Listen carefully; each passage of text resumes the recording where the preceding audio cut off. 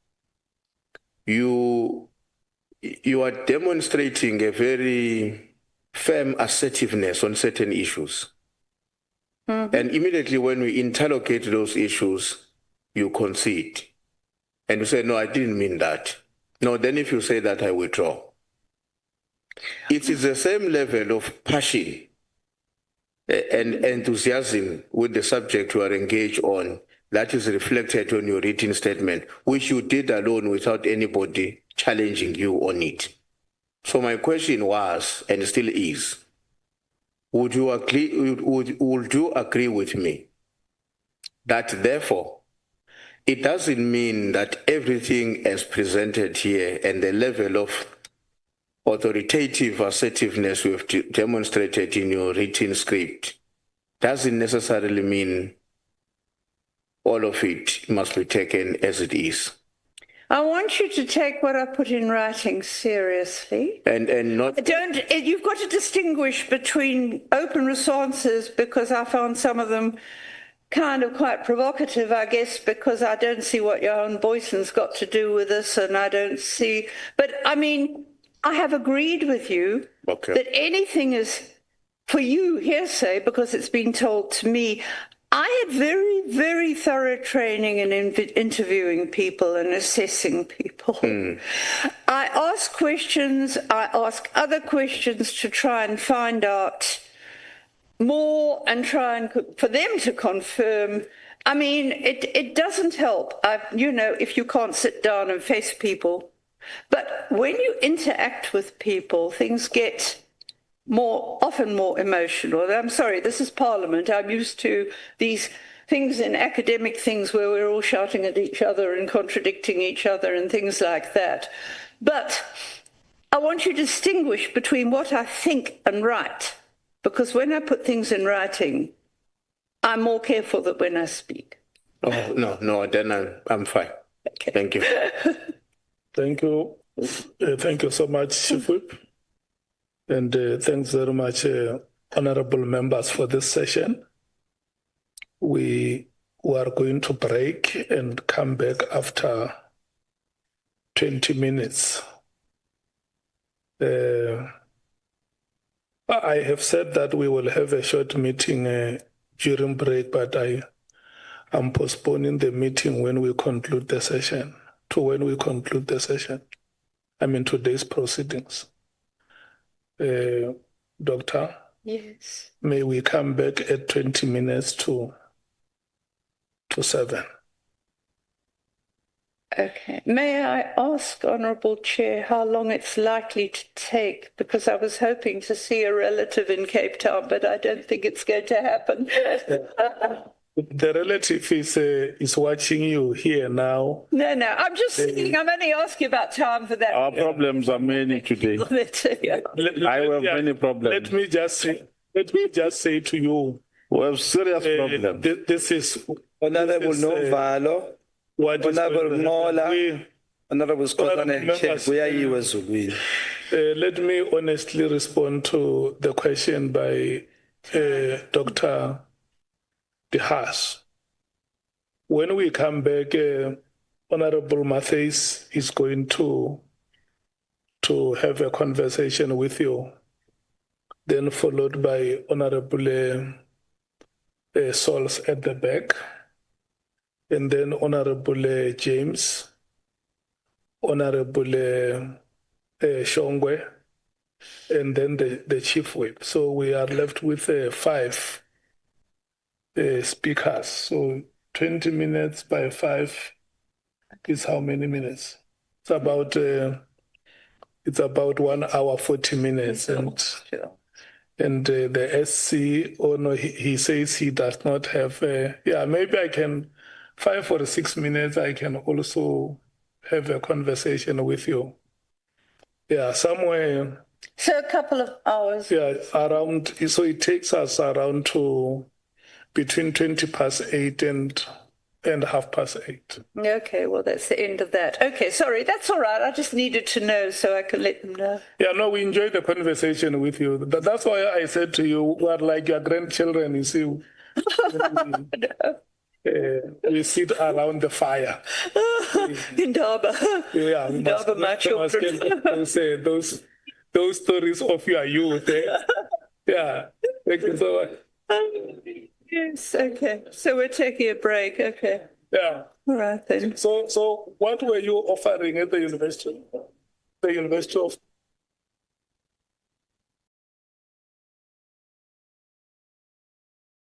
Yeah. Nola, you. No heaven for you. Where is Kosan? No heaven for you. No Mval. No heaven for you.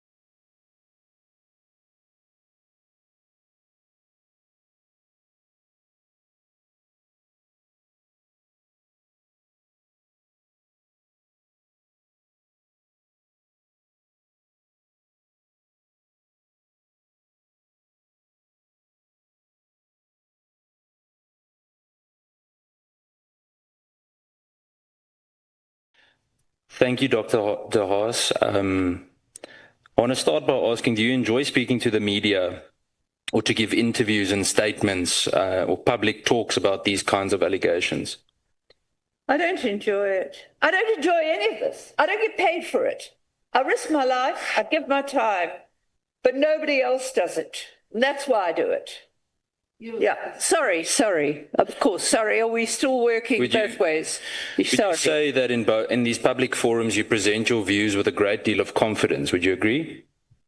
Generally speaking, yes, I think so. I do. I try to. I mean, when I put out public reports, people can say that's wrong. They can interrogate it further because I'm very against any secrecy. May you please come and sit here so that you can face it? Because I see that I have been a teacher before. You know, a teacher always wants to get that. Yeah, you sit here and then talk directly to.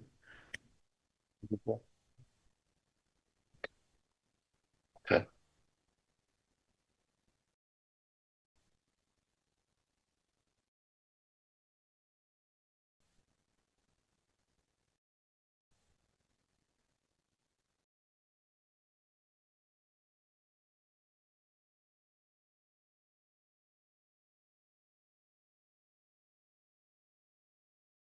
I'm a social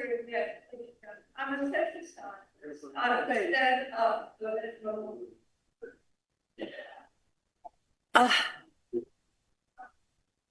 I've got quite a loud voice anyway. Oh gosh. Where do you want to go? The chair to go up a bit. Yeah. Thanks. So you can sit down. That's it. I understand how society works and how power structures work, and how in a democracy we need maximum freedom of information, and we need bureaucracies that aren't patronage networks, and we don't have them. They're a counter to governance to balance the power in society. So I start with that context, and then I try to do my best to see what's happening in the police, where the abuses are, and I try to be, I'm asked for comment, and I don't much like it. It can be quite a nuisance, especially television. I hate it. And at the same time, I do want to convey information publicly because the public can then run with it, find out for itself, do things, including political parties. I started back in the 80s by complaining to a political party to ask them to do something. Okay. Thank you, Doctor. So by what we've heard today, the allegations that you made are not based on your own direct or personal knowledge, are they? Well, personal knowledge in terms of what people have told me. No, but what you've experienced. Some of it I've experienced on the other end of my phone with people. No, but you've physically experienced. Well, it depends what you mean with physically experienced. I'm saying that it's not gossip. It's not gossip, it's fact. Let's put it that way, but I haven't been through what the people I talk to are experiencing. Have allegedly experienced.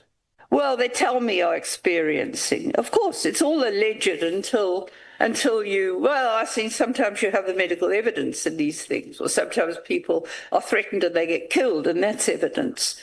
Respectfully, Doctor, we don't have the luxury of saying that and just saying we report something for someone else to deal with. I'm going to come to that now in my next few questions, but I want to use an example for you. Were you present in the events that you previously accused General Johan Boysen of? I think it was just before 2018 around there regarding the Cato Manor Squad. Did you experience any of the things that you accused them of? Well, okay.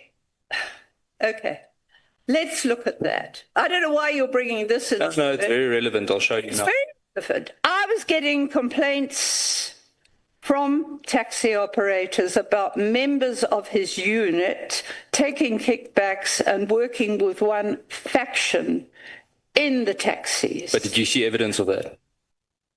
Well, there's a person who wanted desperately to give evidence who was working with them. Respectfully, Doctor, did you or did you not see evidence? I've seen the videos of it. No, but did you see evidence, yes or no? Okay. There was one man who was killed by the unit. The police told me what had happened because the networks, a man who'd witnessed it, and he had no vested interest. He was a white guy, he was horrified. He told me exactly what they'd done. The lawyer himself, a lawyer had also phoned me and said, what was Boysen doing there? Now, I don't know why you're bringing this up. I'll show you now. But that's not, you don't have to question that. I'll show you why. There's a run-up in this because I'm concerned about the lack of evidence. Despite all your public statements, not one of the things you've said so far, you keep on saying you wrote to Parliament. Trust me, I know. I've got an entire folder with letters, but very few case numbers where you made statements with specific cases, with specific evidence, where you were able to literally go and open a docket at a police station. So my questions regarding that, have you ever gone to the police, let's say in the last 5 years, for a formal sworn statement? Yes. Where are they? Why haven't you? No, hang on a sec. Depends what you're asking. No, regarding any of the allegations that you've made in your statement. Similar to with Johan Boysen, let's talk about the statement that you've submitted to us. Have you done anything to lay charges at the police? Now, hang on a sec. This is not quite the same thing. I never opened. I wrote to the organised crime unit. It was not up to me. People I worked with opened cases, not me. I just wrote and asked questions. I did not personally ever, until what happened then was, before the Sunday Times, I think, wrote that article, they were looking at taxi violence, and I put them in touch with taxi members. Right. There was I don't know, you may not have seen this. A taxi driver whose members had all been shot dead got an interdict to stop him being killed. And it was clearly as MEC, against Boysen, against the minister. And the evidence was there, torture, this, that. He got the interdict. And a few weeks later, he was shot dead by the very people that he got the interdict against. Now, I mean, I wasn't. Do you know that? Do you have evidence for that? Do you have evidence for that, or is it just hearsay? Well, it's a court finding that it was serious and that there was an interdict. No, but was there evidence that was the reason for him being shot? Well, it was linked to the taxi conflict in the area. No, but you see, this. What I'm saying, okay. I'm going to come back. Let me give you one case where the evidence is crystal clear. A 16-year-old child. No, but is this relevant to what I've asked you? Well, I'm talking about evidence. I'm saying in some of these cases there's evidence. And this is not about the case. No, but any of the questions I've asked you now, do you have evidence for any of those? What do you mean? The question about what I wrote to the task team about, what I wrote about the task team. So, yeah, let's say for the task team, did you open any cases regarding it? Did you go put down or make any statements or open a docket regarding the task team allegations that you've made? Who could I open it with? With the police, the South African Police Service.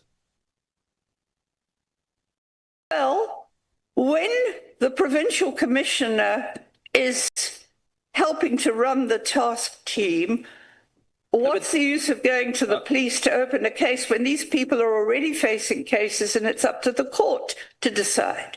Why should I open a case? Yeah, but that's a very convenient answer because you speak about it publicly and you condemn a whole lot of things, which is your right. But then you need to probably prove why you've condemned certain things. I might even agree with you on certain things. The point is just that you can't just haphazardly say these things in the media as though it is fact when we actually don't know if it is fact. Have you ever submitted any kind of an affidavit to any court or possibly to the MPA or let's say to IDAC regarding any of the allegations that you've made in your statement? Well, as I've explained, I didn't know that IDAC would. I didn't know that I could go to IDAC. I think I have sent it to some judicial bodies and got nowhere to ask, what do I do about this? But you see, what you are saying is, I can't do much until these cases proceed in court. But when there are common themes about abuse, about acting unlawfully, and when there's no need whatsoever for this team, the only people I can go to are the minister and the parliament to try and take it further. Isn't it a fact that by speaking publicly but not officially, you avoid any legal consequences for your words?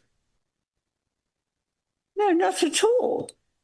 I mean, but you said you make it public while you leave it for someone else to verify. So that means I can go on any platform and I can say what I like, and Honourable Ngola or Honourable Matthys, any one of them would need to go and verify it. I do it because I've been doing it for 40 years and I've been proven right, including by charges against hitmen brought on my evidence. But on 2018 with Voisin, you were found to be wrong. High Court overturned it.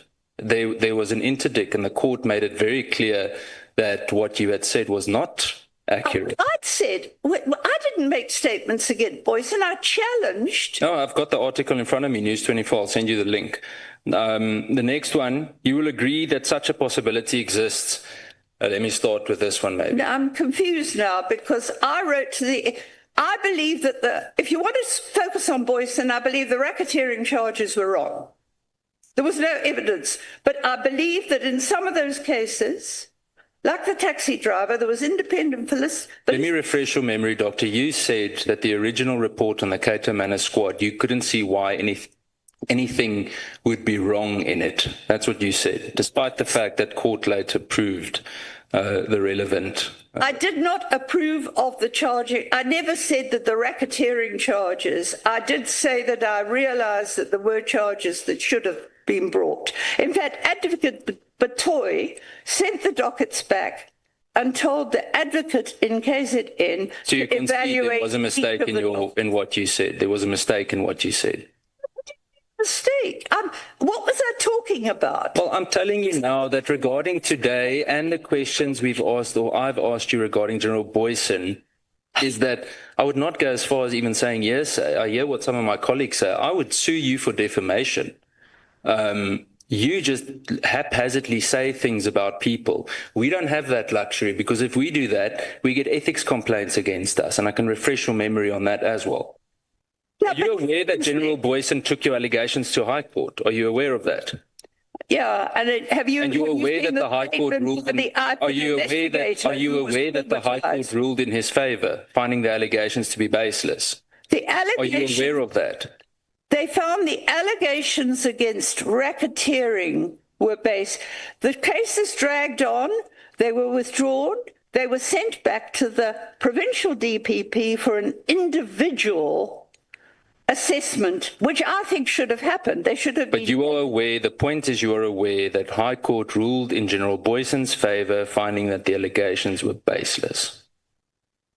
When was that? That they ruled that it was baseless? 2018, I'll send you that link as well. The court, after examining the actual evidence, disproved the very gossip you have been spreading. Your campaign against General Boyson, in fact, has been legally discredited by a judge. And you've previously justified your refusal to name names by citing a right to remain silent. Am I correct? Hang on. Is this when the charges... I'm confused. Is this when the charges against all of them were withdrawn after years and years of the carrying on? Because the Boyson charges had been withdrawn before that, as I remember. And I think the Boyson charges were completely out of order. There was at that stage, no evidence for racketeering. Dr. de Haas, let's clear the slate, because I think we're speaking past each other. In terms of what was said today, you have previously, or you said today, that the right to remain silent is a protection for an accused person facing criminal charges, isn't it? Well, that is part of what's allowed. You're not the accused here. You're a witness, or at least you are posing as one. Do you understand the difference? Well, I was called because I'm a witness, I take it. Or no, I was called to give evidence. I'm not a witness to any... But what I don't understand is I don't know what this has all got to do with what is happening with the task team, because it's a very different situation. Well, it's quite simple. You made certain allegations. You don't have evidence to back it up. We need to see the evidence in order for us to write a report, to make recommendations to Parliament. So you're not the accuser, you're a witness. A witness has a moral duty to come forward with evidence, not to hide behind the rights of the accused. So do you understand that? The accused also have rights, you know. But you're not the accused. That's my point. You're not the accused, though. You're the witness. So when you invoke the right to remain silent, you're either fundamentally confused about the law, or you're using it as a shield to avoid accountability for your unsubstantiated claim. So which one is it? Look, the only thing I have refused to divulge is the names of policemen who gave me information. The rest is public. And I wrote to Parliament hoping they would call people in and interrogate the matter. Right. You know, did you get orders? Tell us. Show us the orders you got. Did you get this, that, the other? Now, I have a duty as a human rights defender to report abuses. I have got nowhere, I'm afraid, and I mean, that's another whole story, that IPID itself is not functioning properly. There's a whole story there. But and let's pause. So what I could do is go to Parliament and say, will you just call the minister in and ask him these questions and see if... You just said you have a duty to protect people's rights, correct? Yes. Don't you have the same duty to not defame people or to not make wild accusations without evidence? Wild allegations. I'm making allegations. So everything in your statement you've got evidence for. Look, and don't get me wrong. I know that sometimes we have to join the dots. Evidence in this statement, I'm reporting very clearly what people told me and what appears to be credible information that I want investigated. That's why I read what this. Appears to be. How do you know? You can't say it. You just said it. I'm just quoting you. But I'm just saying, it seems very likely when different people say the same things quite independently, when they talk about the torture, when they talk about the seizures, when they talk about this, there's a parallel, different people who don't even know each other. I have a duty to say this is a pattern. It's a pattern that's that's emerging. And that's what I'm saying, and I want it investigated. You are 100% correct that you need to report those things. What I'm saying to you is that if you make accusations, public statements and accusations, like earlier when you're saying certain people aren't legitimate, I can't remember the exact word that Honourable Skosana used, but I think you asked if certain people were credible. If you make a statement like that, you need to be able to back it up. You can't just make a statement because of what someone else said. I understand that sometimes you need to join the dots, 100%. Sometimes we don't know 100% of something. We know 80% of it. And I get that then we have to speak about context and openly say we're not sure about this or that. But to just go out with sweeping statements and to create the impression like everything is wrong or everything is fine creates a significant misrepresentation. I want to ask you, and just as a correction, maybe, you said earlier that Parliament didn't respond to your complaint from late last year. Parliament did. And in fact, Parliament even forwarded your complaints to the Minister of Police, to the National Commissioner as well. So just to let you know, that was done. And the response was sent to you. We did acknowledge receipt. In fact, Babalwa Mbengu was the one that... acknowledged receipt, but after that I didn't but more. It mustn't create the impression that Parliament didn't respond.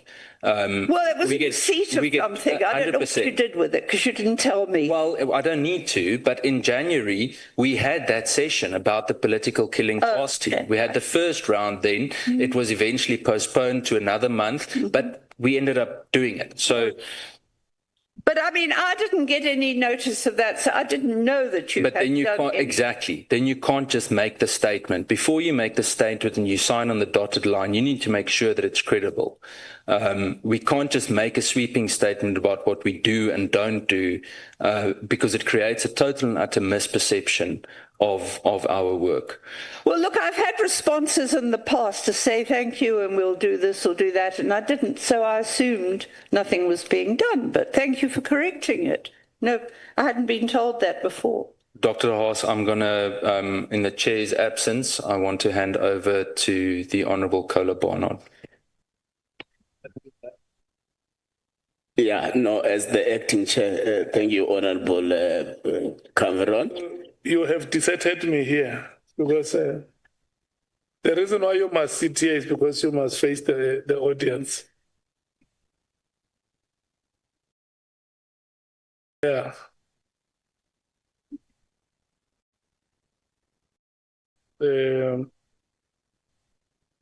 Yeah. Honorable Matthys. Thank you, Chair, and good evening, Dr. Diaz. I'm the next lot, and I'm the nicest one that you're going to have in this ad hoc committee today. Just to start off with, did you read the ad hoc terms of reference? Have you gone through the ad hoc committee, this committee that you're in now? Have you gone through our terms of reference?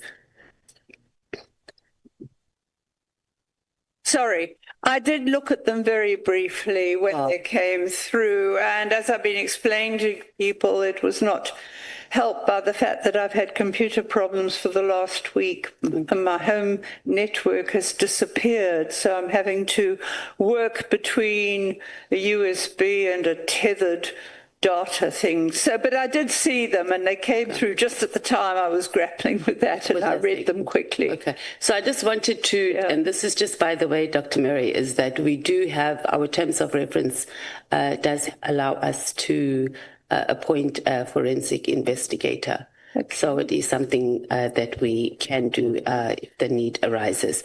So just tell us, where were you born? I was born in England. You were born in England, and you grew up in England as well, or?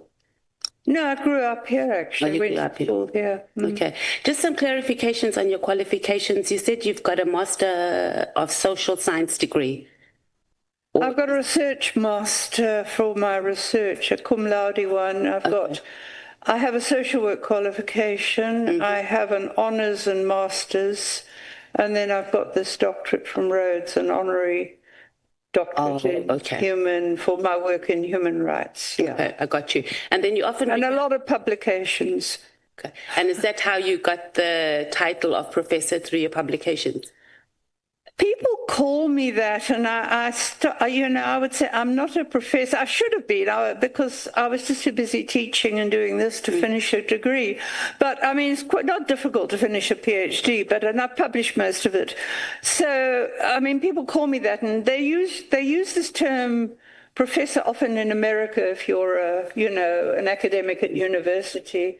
But I didn't get the official professorship because I hadn't finished the PhD that would have got me the professorship when I was teaching. Yeah. Okay. You also indicated that you often assist SAPS officers who have either been illegally arrested or persecuted, as you indicated. Where do you get the funding from? Okay. No, I haven't had it for years. We had it for 10 years. Professor Zulu and I had it. It was a joint project. It was Natal Monitor became KZN Monitor, a research project. And we got the funding from Norwegian People's Aid for 10 years, between 1995 and 2005, all very proper, audited in our research codes. And it was given initially for research on the continuing violence, and then Shobi Shabane happened. And the funders agreed to give us money for legal work, and that's how we funded legal representation for victims, families of victims at Shobi Shabane. So haven't had funding. I mean, if I publish stuff in academic journals, which don't get nearly enough time to do as much as I want of, I get funding in my research account that I can use for academic purposes only. So it was the Norwegian government. Did they approach you, or did you approach them, or did you apply for funding? Well, somebody who'd been in exile approached us, actually, and they had representatives here at the time, and when they were running around with me some of the time to see what was happening, and then they offered us small funding. But as I said, the funding, they then offered us more after Shobi Shabane, and that allowed us to help people with legal problems if they didn't have legal help. But it stopped in 2005. Okay, and who was the person that assisted you in facilitating the funding? You said there was someone? What was his name? Yeah, there was it was networked. The person, Paul Zulu knew someone who'd been in exile who was very close to ANC leadership. She's deceased now. She was Doris Kosana. And she'd been fairly well up in it. And we dealt with, she knew the Norwegian People's Aid people. That's how it happened. And they got interested in what was happening during the years of the violence. And I took them around, actually. They had the shock of their lives one day when we got chased out of a shack area that was later on going to be the site of another massacre. We didn't know what all the soldiers would do anyway, and they sort of got the message that maybe there's something going on here. And stuff. Yeah. Okay. So you've also indicated to us that you're an expert on policing and policy and the Constitution, particularly around policing. When you send information that you receive, how do you sift through that information to determine that this is the appropriate person or institution or agency to send whatever information that you get to? And do you think that you use the right information forms? For example, when you lodge a complaint to the public protector, they have a process on how and forms that need to be filled out. So just sending an email sometimes does not necessarily amount to it being a formal complaint because there's processes in place. In the first years of democracy, I would go to the police and they would respond, and that just fell away gradually in the 2000s, and I'm lucky if I get any responses at all. I mean, there's some police that I've at stations that have been helpful. I will sometimes phone about patrols. Generally speaking, written answers are few and far between. You know, they used to be much more. I mean, recently I just passed on the complaint. I wasn't able to evaluate. And it did get investigated, actually. And I was worried because it involved a supposed unregistered prison. So I do it in different ways. We had no success whatsoever with either the Human Rights Commission or the Public Protector in KZN. But we got the investigation into Cleveland's hostel. just before, I think it was the last report that Advocate Madonsela wrote, because a lawyer with whom I work, who used to be the head of the law department, knew her well. And having the local office having turned us down, she did the investigation. So we've used different channels. And I've often sent stuff on to Parliament. I mean, at one stage, when I did complain to Parliament about torture and the fact IPID was doing nothing about it, it was, well, Advocate Beertman was the chair. And they followed up. They got an undertaking from the national office. They'd investigate. It was about our province. The guy came down here. He needed to see me urgently. I went out my way, and he said, look, I quite agree. Everything I've followed up looks right. And he got called back the very next day to head office because McBride had just arrived back, and I think he wanted a meeting, and that was the end of it. So we have had follow-ups in the course of the years to ask answers from, say, in that APID. So different. Yeah. So why do you think the institutions or agencies that you, or the SAPS in particular, where you normally had a relationship with and they would respond, why do you think they stopped responding to you? Oh, because everything changed in 2009. I mean, clearly became the National Commissioner. And we had a return to military policing, which should never have happened. I mean, the ANC had taken a very firm decision in 1995 to demilitarize policing. And it was brought back immediately because clearly likes running around in a uniform. And I mean, then it became shoot to kill. And not only that, but I mean, and I'm quoting media reports now, oh gosh, there's this man who was a bodyguard, now he's a brigadier, that we were getting all this, and I was getting reports from people about nepotism. So it started to go down, less and less responses. And I mean, we saw that with Glebelands, for example. There was a crisis there, people were dying all the time. And I was writing to the provincial commissioner then, the woman that was suspended for the World Cup tender, which was signed off by Clearly. He signed it off. He should have been charged, not her. Okay. And she she once said, oh, let's have a meeting, and then she withdrew never replied to anything.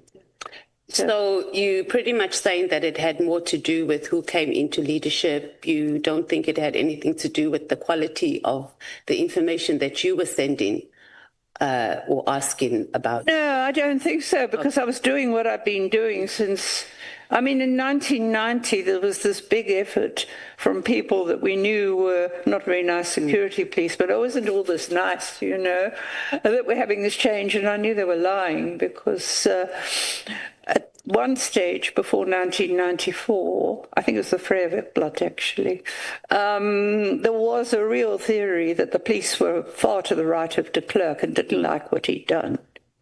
And there was at one stage, there was even talk about, well, if there's a coup, it's not going to come from the army, who are largely behind de Klerk, but from the police. So there were those tensions, and I think they went out of their way to show, but nothing much changed, actually. Okay.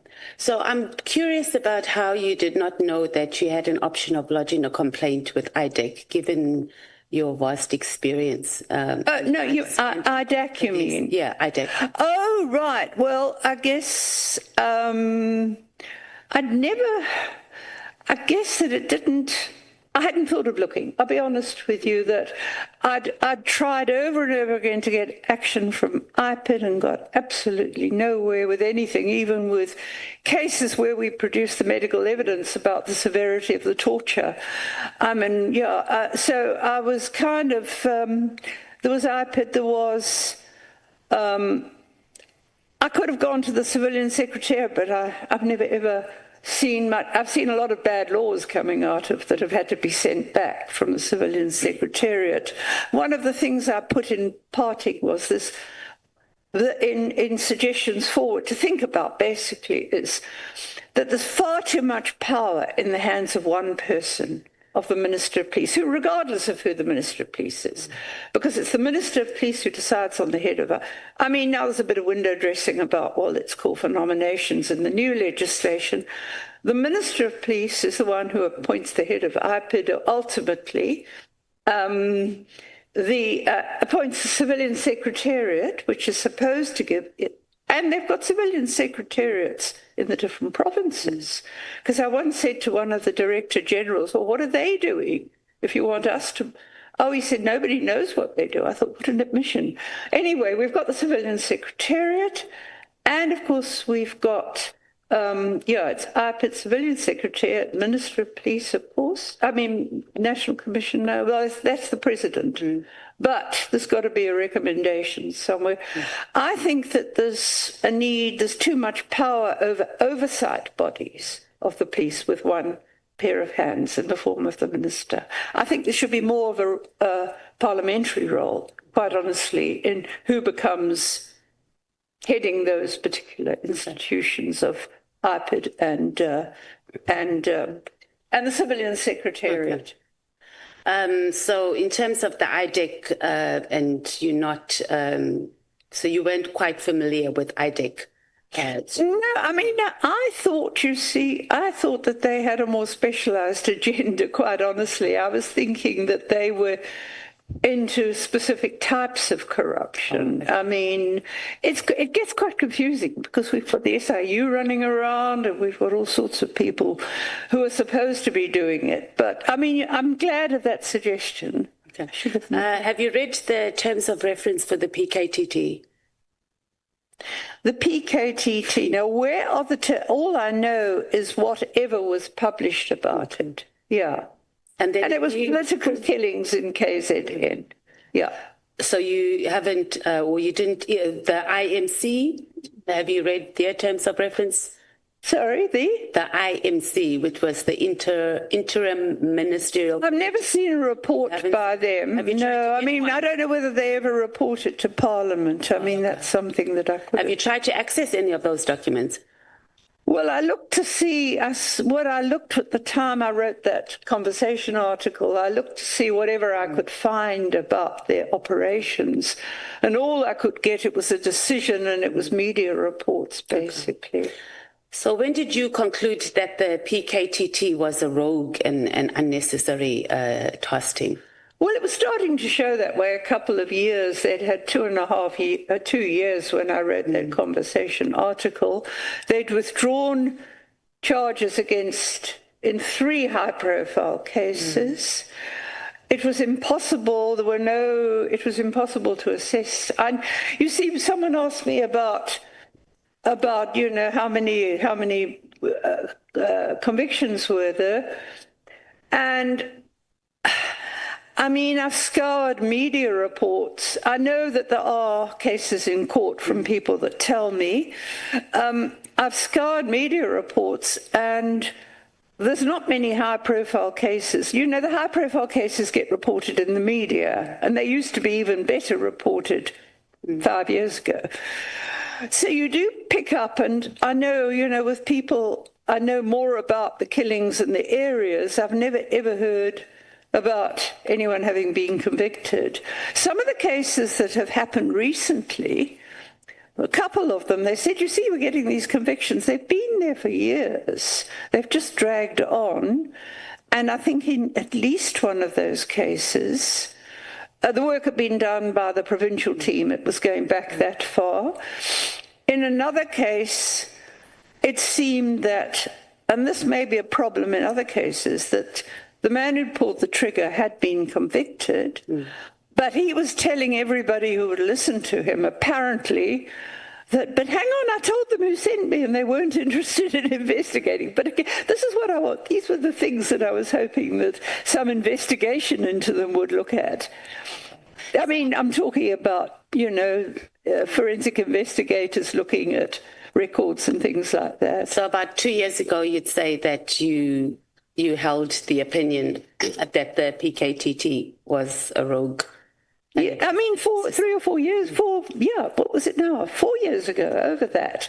There was very little to show for it at that stage. Yeah. And largely your assessment on that and your conclusion on that, is it safe to say that it was based primarily on media reports and then the few people that you have engaged with? No, it was more than that. I knew some of those cases. I knew the investigators. So let's say at the moment there's 121 dockets. Yeah. So out of that, 1%, 2% on the cases, because you also don't know how many actual cases they have investigated over the years. I can't make any assessment without a knowledge of what dockets they took. I mean, they took one docket I'm aware of. It's fairly high profile, but it's got nothing to do with politics as far as I know, and they made a copy of it. Okay.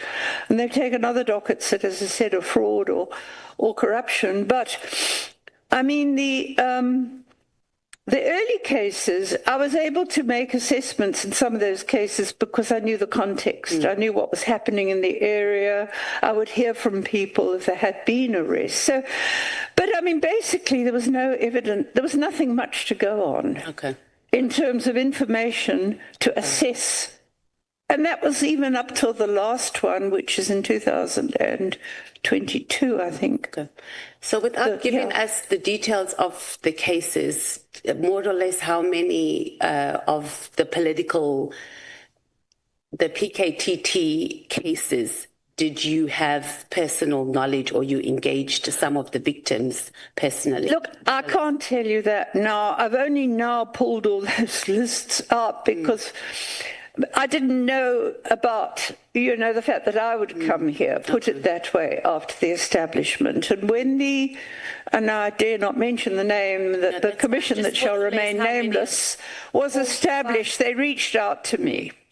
They wanted information, and then when it was starting, I was told, look, we're never going to get to the task team part until at least the end of this year. I'd sent them the sort of stuff I've sent to you, and I then thought, right, I better go through all those lists, I better update them. Somebody wanted an updated one, I think, because I had the information, I just hadn't processed it. So that's what I was doing when you asked me to come here. And I mean, I put the lists aside. It's a very tedious business because the information is so scarce. Okay, so we have reports since we had the press conference and the ad hoc committee has convened on reports on how many cases there have been, etc. So you haven't accessed any of that information? They haven't given me a breakdown. The information I'm looking at... Yeah, we have that. So is what... the information I'm looking at is Minister Mkhwanazi's affidavit, where they are reporting to him, and that's got case numbers. I'm able to in some cases, I'm able to link them because it's the area. It's the case is always opened at stations that where they happened, and because my lists have got the names of people and where they were killed, I'm able to make rough assessments of whether that's a particular case. But I don't have the breakdown of all the dockets they took. And yeah, we have that. Do you have that? Well, I mean, I can work on that, but I mean, that will, as I said, it'll take a while. I've got to have a more informed, it would provide a more informed characterization of the PKTT. So let's talk a little bit about destabilizing. It's not a foreign concept that, countries can be destabilized. And the justice system can also be a deliberate, program by forces that don't want to see South Africa advancing or making any developments. And one of the key methods of destabilizing a country, is creating factions within departments and entities, spreading misinformation and disinformation, sort of what we see with AfriForum and what we see with the farm killings. So how do you approach when you get information before you go and you do media briefings and you write reports and you get that? How do you process your information outside of, doing your one-on-one interviews with people to ensure that you're not part of a team, consciously or unconsciously, that's part of destabilizing our justice system? No, I actually understand the dynamics quite well. I mean, there's all sorts of ways of approaching this. Let's put it academically. I could say to you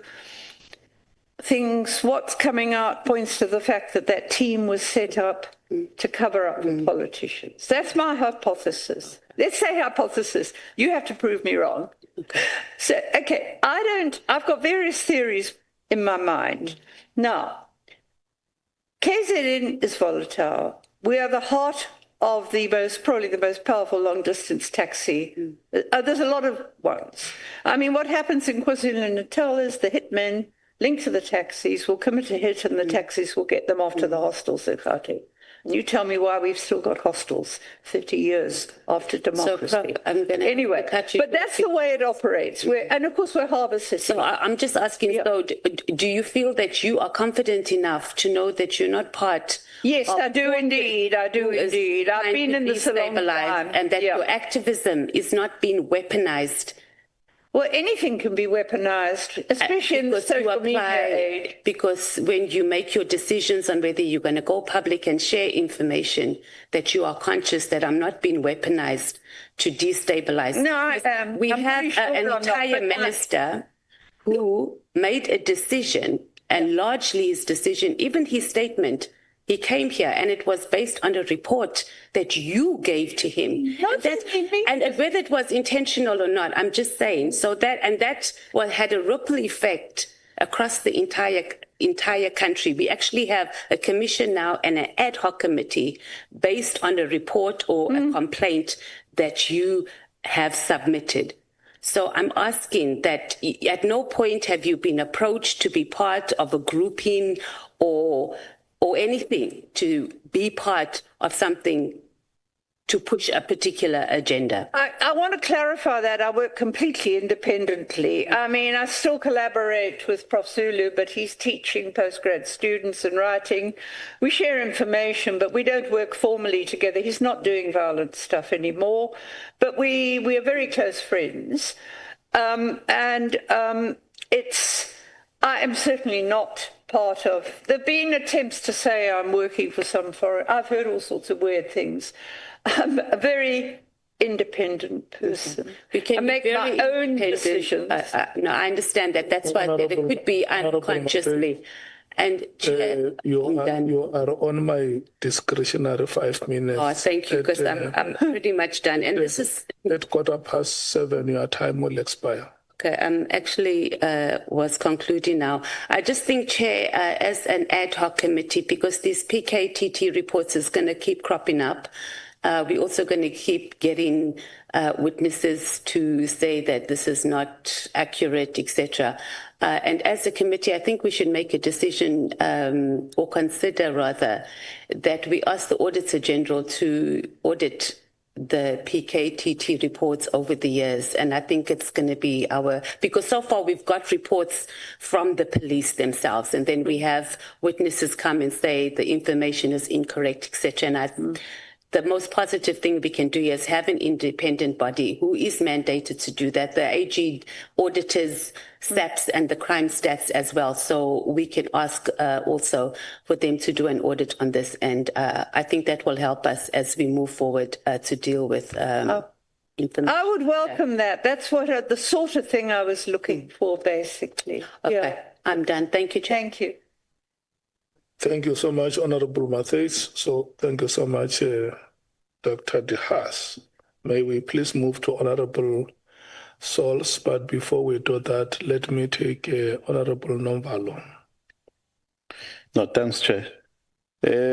Doc, when you were responding to Honorable Matthys about the investigative methodology that you espoused to test the credibility of information that you receive. Well, I didn't hear precisely your response, but what I captured in your response is that you said where before the arrival or before the change of leadership, it was easy for you to test information, but it became difficult, and I think you were specific that it became worse after the arrival of General Pegicele. May you give some brief clarity on that? Yeah, what I was saying is that I was getting less and less feedback from the police. You know, I've been writing, and I believe in putting things on record. And if I write and I say, well, can you give me a progress report on this case you're investigating, for example, people are asking me to follow it up for you. That type of thing was decreasing. I was getting very few written responses. I mean, I'd carried on phoning police stations to get patrols and trying to get answers about cases.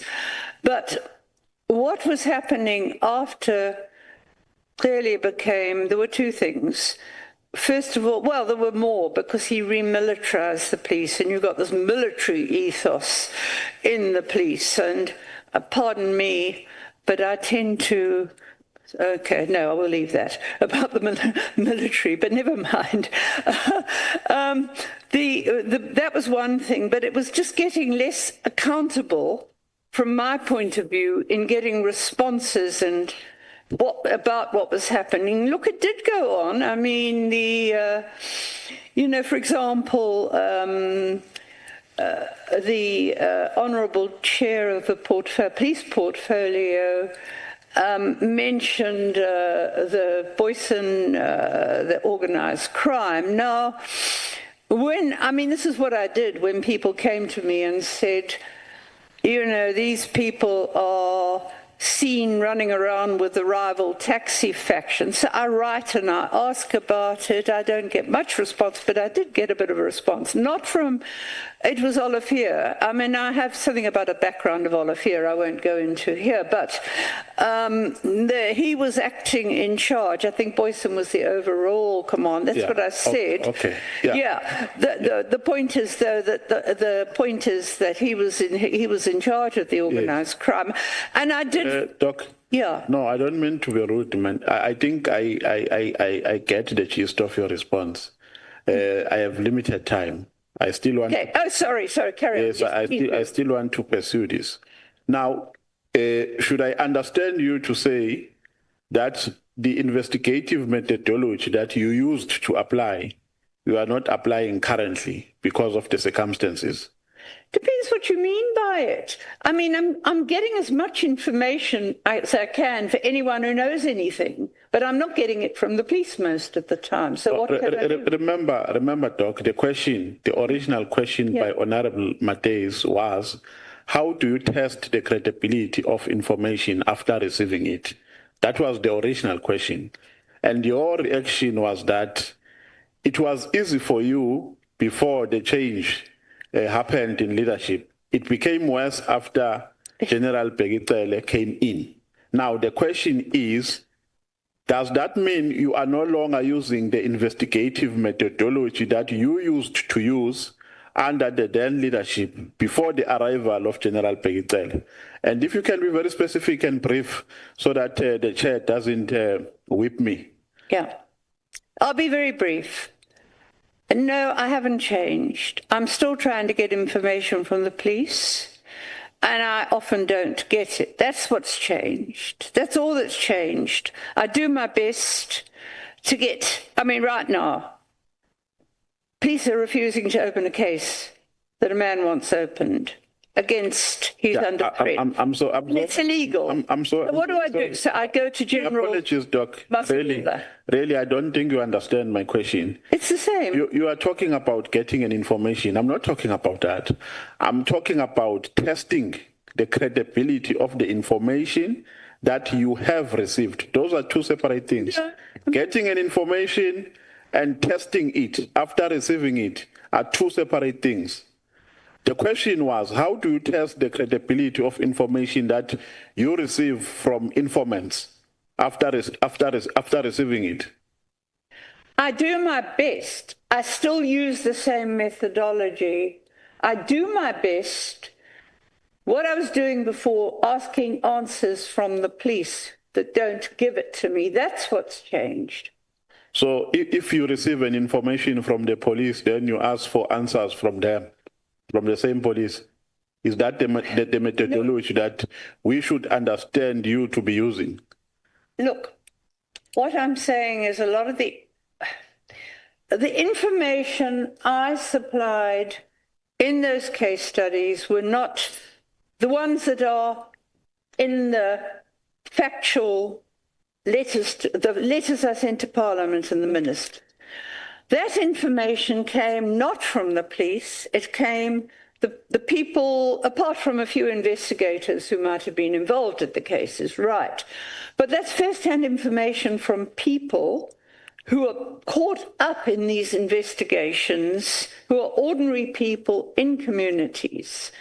But this applies to everybody, not just the PKTT. Yeah, no, the chair. Also trying to do it for any victims. The chair has indicated that I've actually run out of time. Lastly, did you subject this information to the same process, the one that is contained in your statement? That is my last question. Well, if the same process is trying to get information, no, I didn't go to the police because I was not. I didn't go to police management because I wasn't even getting replies from Mkhwanazi when I was sending him letters, let alone Masemola. So I didn't bother because these were the police under their command. So what did I do? But now I know I can try the independent directorate as well, perhaps. Thank you so much. Honorable Sols, it's 20 minutes past 7 now. Please be done by 20 minutes to 8. In the event you are not done, the chair will exercise his discretionary 5 minutes. Thank you, Chair. Good evening once again, on Dr. Haas. On this side. Good evening. Oh, right, okay. Oh, yes, I see now. Okay, yeah. If you don't see me, just follow the teeth. No, I was vaguely thinking of something else. Sorry, I was, sorry. I knew you were there somewhere and I couldn't remember, but now you mention it, I see you. Yes. Okay. Dr. Haas, let me start off by being very frank with you. Please. The methodology, though your methodology comes with very good intentions, you must understand for the purposes of the committee, the methodology of stating things that you have obviously researched, heard from certain people, but if you haven't verified them and you put it to us, those are things that we cannot use for our investigation. So what I'm going to seek to do as I studied what you submitted to us, I'm only going to zoom into things that I think that you can authoritatively answer to based on experience and based on what you state here. Okay? So we're going to do it that way. So let's start off by dealing with your experience. You speak about in the 1980s, you joined PFP. What was so important about what the party stood for during apartheid? PFP. Do you want me to answer that first? Yes. What does it stand for? Okay. I joined the party. What does the party stand for? It was providing the only opposition there was to the Nationalist Party, mainly through Helen Suzman, and we could then give her reports on abuses by the police that she would raise in Parliament. That was. I'm not much interested in politics, but it was a strategic thing to do, especially as the regional director of the Progressive Federal Party. actually was the director, he had come up and he'd reached out to townships and he was working there. So we were able to work together, and he was working with lawyers, and that's how this formed. Basically, it wasn't about the politics. It was about getting some sort of opposition to the Nationalist Party. And you also exposed the wrongdoings of apartheid police at the time. Absolutely. We took affidavits about the abuses, and Ainsley was very involved in working with the lawyers who were, there was a lot of illegal detentions then, for example. We needed lawyers, so he was doing that. So it was a kind of increasing combination of contributions, and the Black Sash were also doing some things too. And then also you worked closely with the Goldstone Commission. Who set up the commission? President de Klerk set up the commission, but I know you're going to say apartheid judge, but some of the judges were okay. There were some that were very good. Dr. Haas, Solda, please do not assume what I'm... Oh, somebody said it was an apartheid judge. Just follow my line of questioning. Okay. Very good. All right. So de Klerk did so. You are not very positive about police behavior even during that time. Tell us a little bit about that. With the time in the early days of the Goldstone Commission, do you mean? Yes. Well, I mean, I think that's on record. The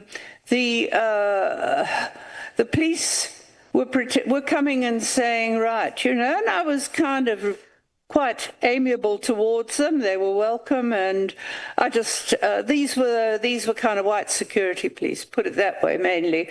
But the police, for example, the stability units that were in the townships had a very negative image in people's mind, because they went in and disarmed anything, even a few homemade meth before the killers came. And so there were negative stereotypes about the police. And of course, trust feed happened, and in the trust feed case, the police were shown to be working with the people that went in at the massacre. I mean, that was all. So when I say that, I'm saying that, they didn't necessarily change their behavior. Some tried to show that they had. You also mentioned something about the complicity with warlords from the police at the time, and you also stood up against that. Yeah, indeed I did, because this was later. This came out in trials, when this was after the violence carried on for a few years after 94 in specific areas. And, for example, if you take these cases that Vilakazi was investigating up in the Mtuba area and Mandini area, we had affidavits from people about how the police were abusing them, and they were also getting abused by the police, by the warlords, under threat. But the very concrete evidence came out in a court case up at Mtuba, where the evidence was that, and there was a conviction, for the warlords, one had been taken out, I think. Some of them die when things are getting a bit hot. And the evidence was there, though, that the local police, that we had actually, the lawyer for John Wills, the lawyer for the ANC, had lodged a complaint about the local public order policing, because they were also abusing people. And they apparently, according to the evidence at the trial, they'd gone in and shone the lights on the houses that had to be attacked. So this was the sort of reports we were getting then, and there were convictions in these cases I'm talking about. So would I be correct then in saying that based on your history right from the 1980s, even during apartheid, fighting against wrongs by police, whether it be apartheid police post-apartheid, this drive that you have, it's not something that you just miraculously gained after 1994. You fought this very same thing that you're doing now since the 1980s, in apartheid and after apartheid. Yes. Your issue is wherever there is police corruption, wherever there is workings of police that is negatively affecting the poor, you stand up against it. Yes, I do. I haven't stopped since. That's what's bugging me. I don't really want to do it, I can tell you, but I haven't stopped because people keep asking me. And this is what you have tabled to us. So I'm taking this from your statements here. So you have experience in that. Which other commission were you part of? That there was one more. Was it Morana or? Well, it was the Morani. It was my information about hit squad killings up in the North Coast in what is now isikaleni. I was often up in isikaleni. My information about the hitmen who were killing people all over the place was given to the Goldstone Commission, who ensured that a credible team of detectives investigated, and there was a conviction. That was Romeo Mbambo and two others that also named. That was my information that I passed on, that was followed up by the police, and there were convictions. All right. So you can then, based on that background, your opinion can be considered authoritative and credible around my next question. You've just proven that. My next question would be, in the formulation of a political task team or a task team, is it important or imperative for it to be headed by a senior detective, and why? It's always been the case because detectives have to inspect dockets and evaluate the evidence that the people under them have actually accumulated. And if you're not a detective, you can't do that. And the further control is exercised by the prosecutors, who then look at the dockets and say, well, this is good, or you need to go back and get more evidence. I mean, ever since I've worked with the police, this is the way it's been, put it that way.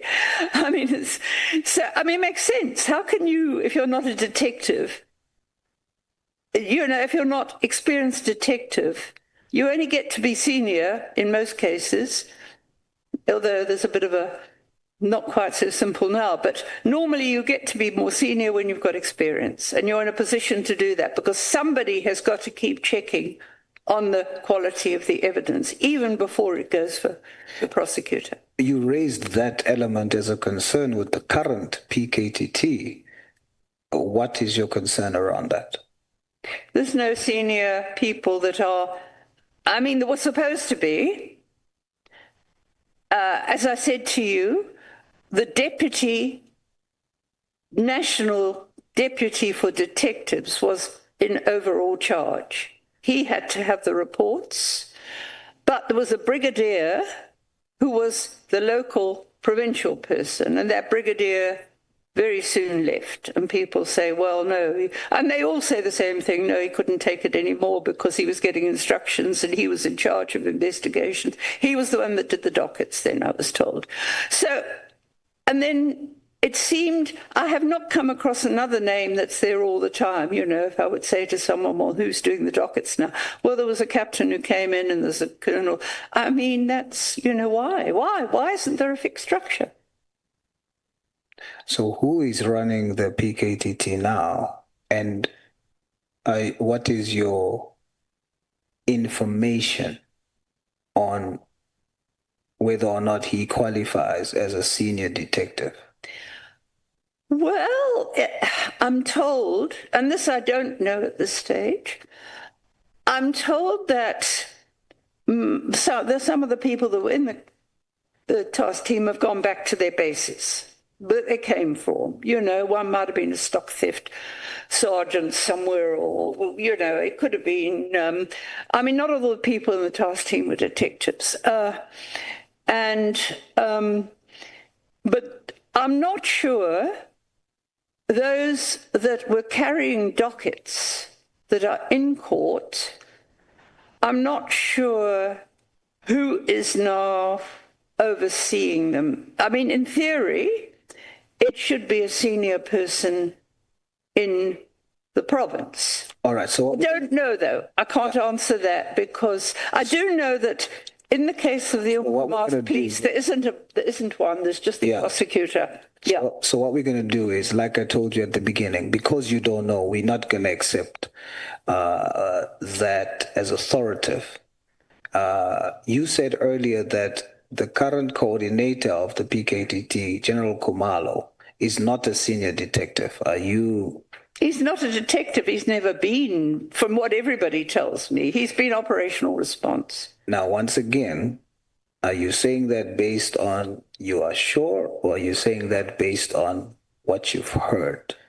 What I've heard is consistent across various reports, independently, that he was definitely operational response for most of the time. There's no record anyone has of his having been a detective. And I'm talking now not just people in crime intelligence, but people who were in the police for a long time, who know, you know, like a senior retired person, who had never come across him as a detective. So your submission is confidently that currently the PKTT is not coordinated by a senior detective?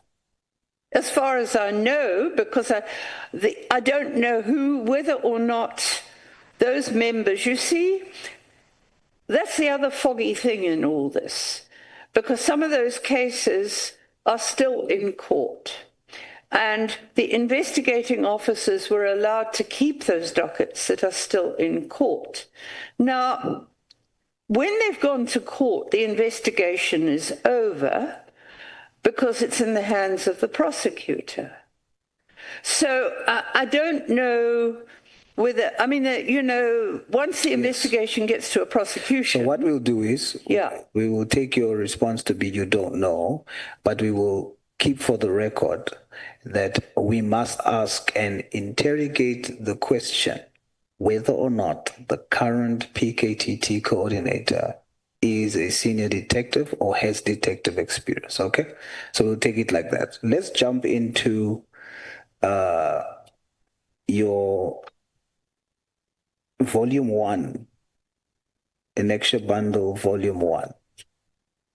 I want us to go to the letter, page 23 to 26, MDH 5.1.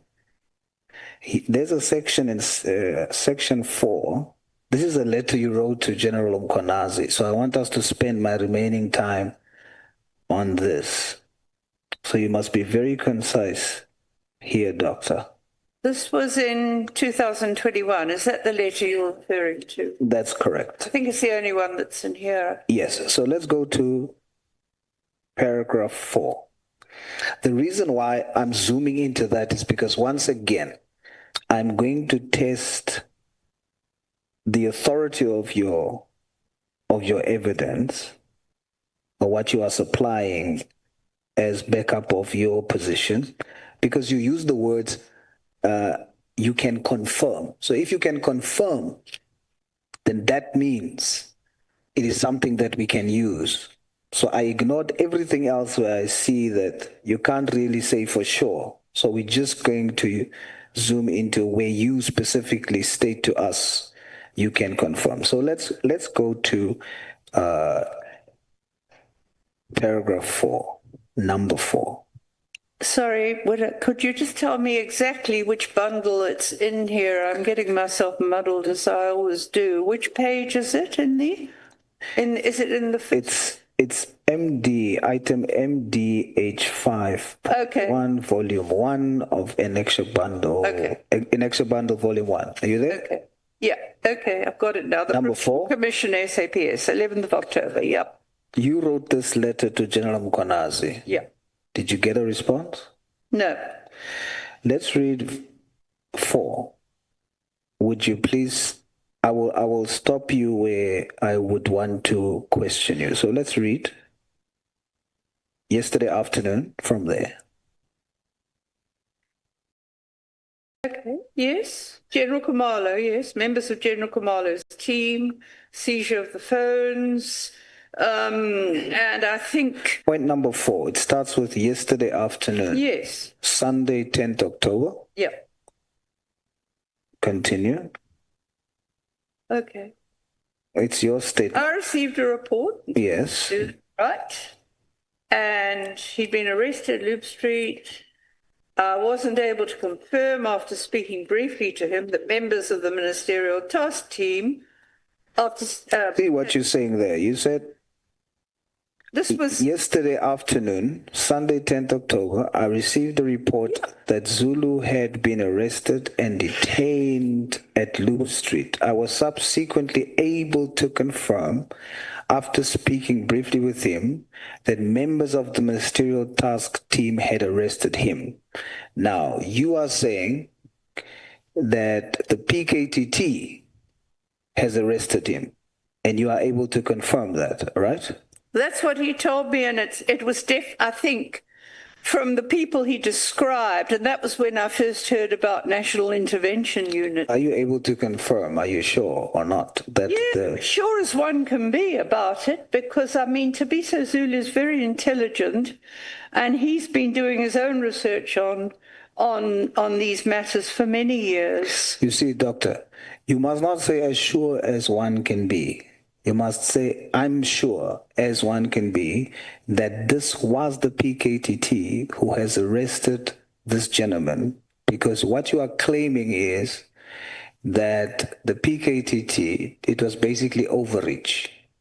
So if you are sure, you must say you are sure. I'm just using it because you use the words you can confirm. Okay? Yeah, I spoke to Khumalo, I think, yeah. All right. Let's continue. The name of a certain Ramadi was mentioned.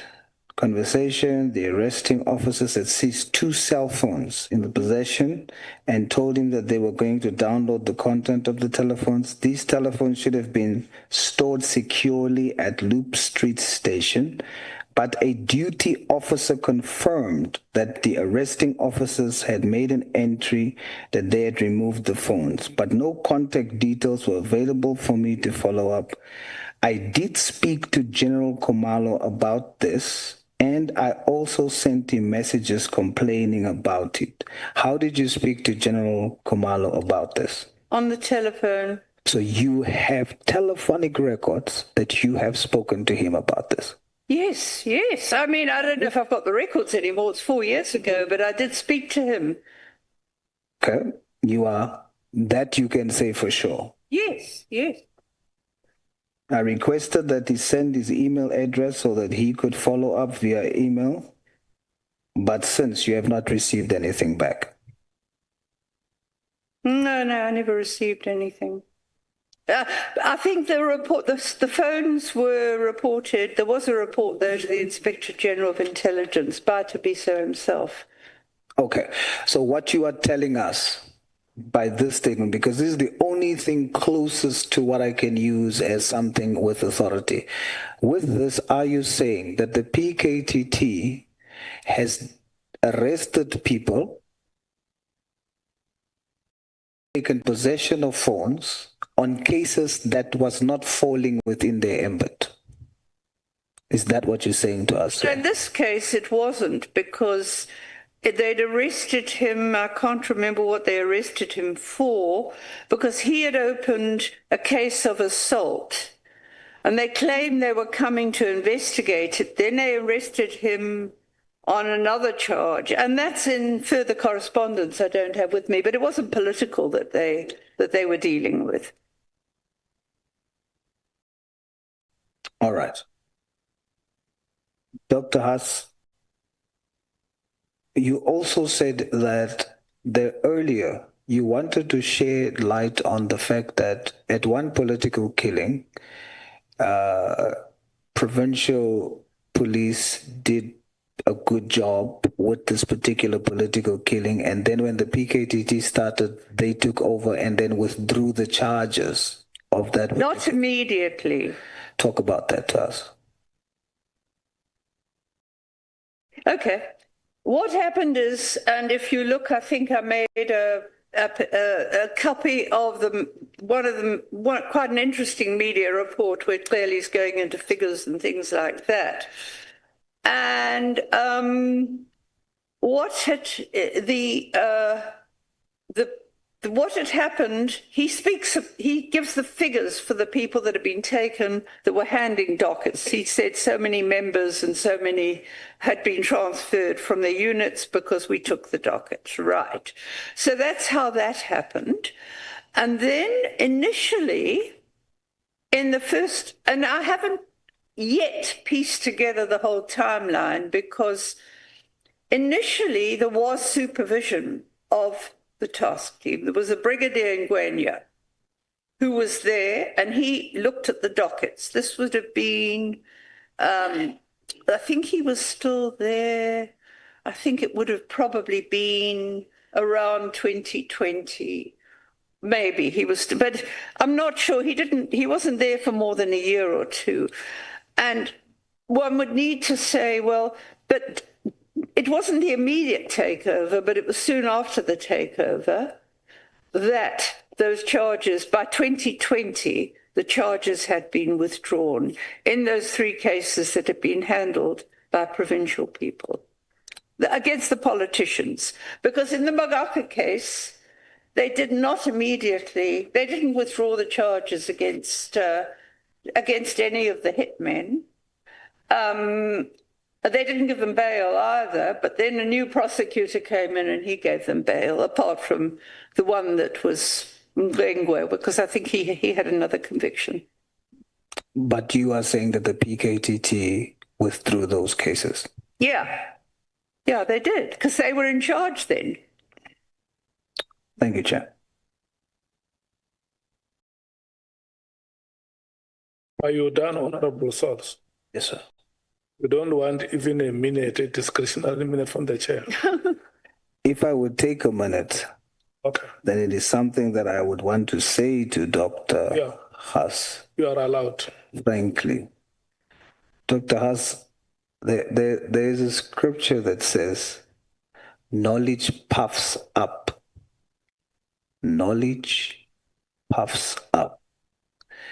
And oftentimes, I want to share with you honestly, I've never understood that scripture until today.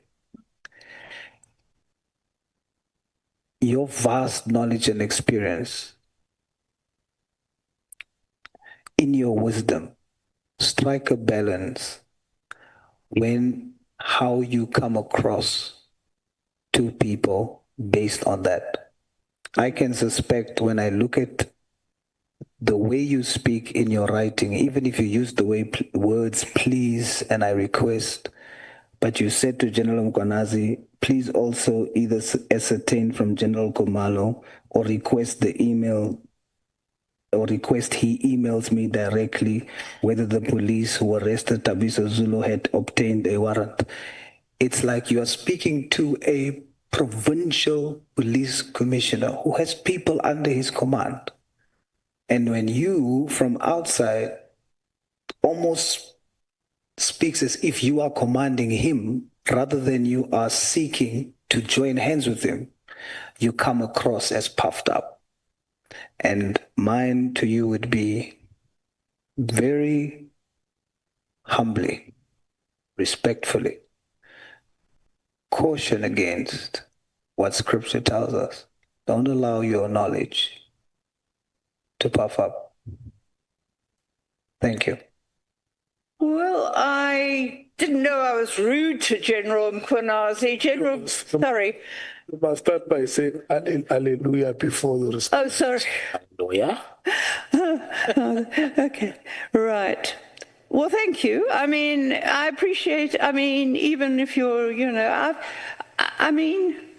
dealt with this sort of criticism for 40. I mean, look, it's like déjà vu for me. People were saying this about me in the 80s. So, okay, right. But I do try to be polite when I communicate with the police. But look, they are civil servants. They should be accountable to the public. It's as simple as that. You shouldn't have to beg them to be accountable. That's what they should be doing, and most of them aren't. So, and I also learned years ago, and this sounds bad, I mean, no, I try to be polite when I communicate with them, but sometimes I see that they're just basically bullies. And the only way you deal with bullies is to bully them back. And then they get the message. So, but it depends. I mean, I'm not saying I do this universally with police, but you actually have to stand up to them and say, but these are people's rights. Can you just, inform them or help them or whatever they need to do? But maybe you should consider that's perhaps the reason why you didn't get a response. Okay. I'm joking about it, actually. Thank you so much, Honorable Sauls. Follow up, Honorable Matthias. Thank you, Chair. Dr. Diaz, in your opinion, was it a sound decision for the Minister of Police to largely disband the political killings task team based on the complaint that you sent and with your evidence that you've just given us that was largely based on media reports because you didn't have access to verifying information? And then, of course, you did mention that you had direct contact. You can't tell us exactly with how many of the people who were, or the cases or dockets that were part of it. Do you think it was sound decision for the minister to make that without even engaging you or even engaging the complaint that you sent? Because you and him both said you did not talk to each other. So we had a minister whose entire statement, okay, not entire, but largely his statement was based on your complaint.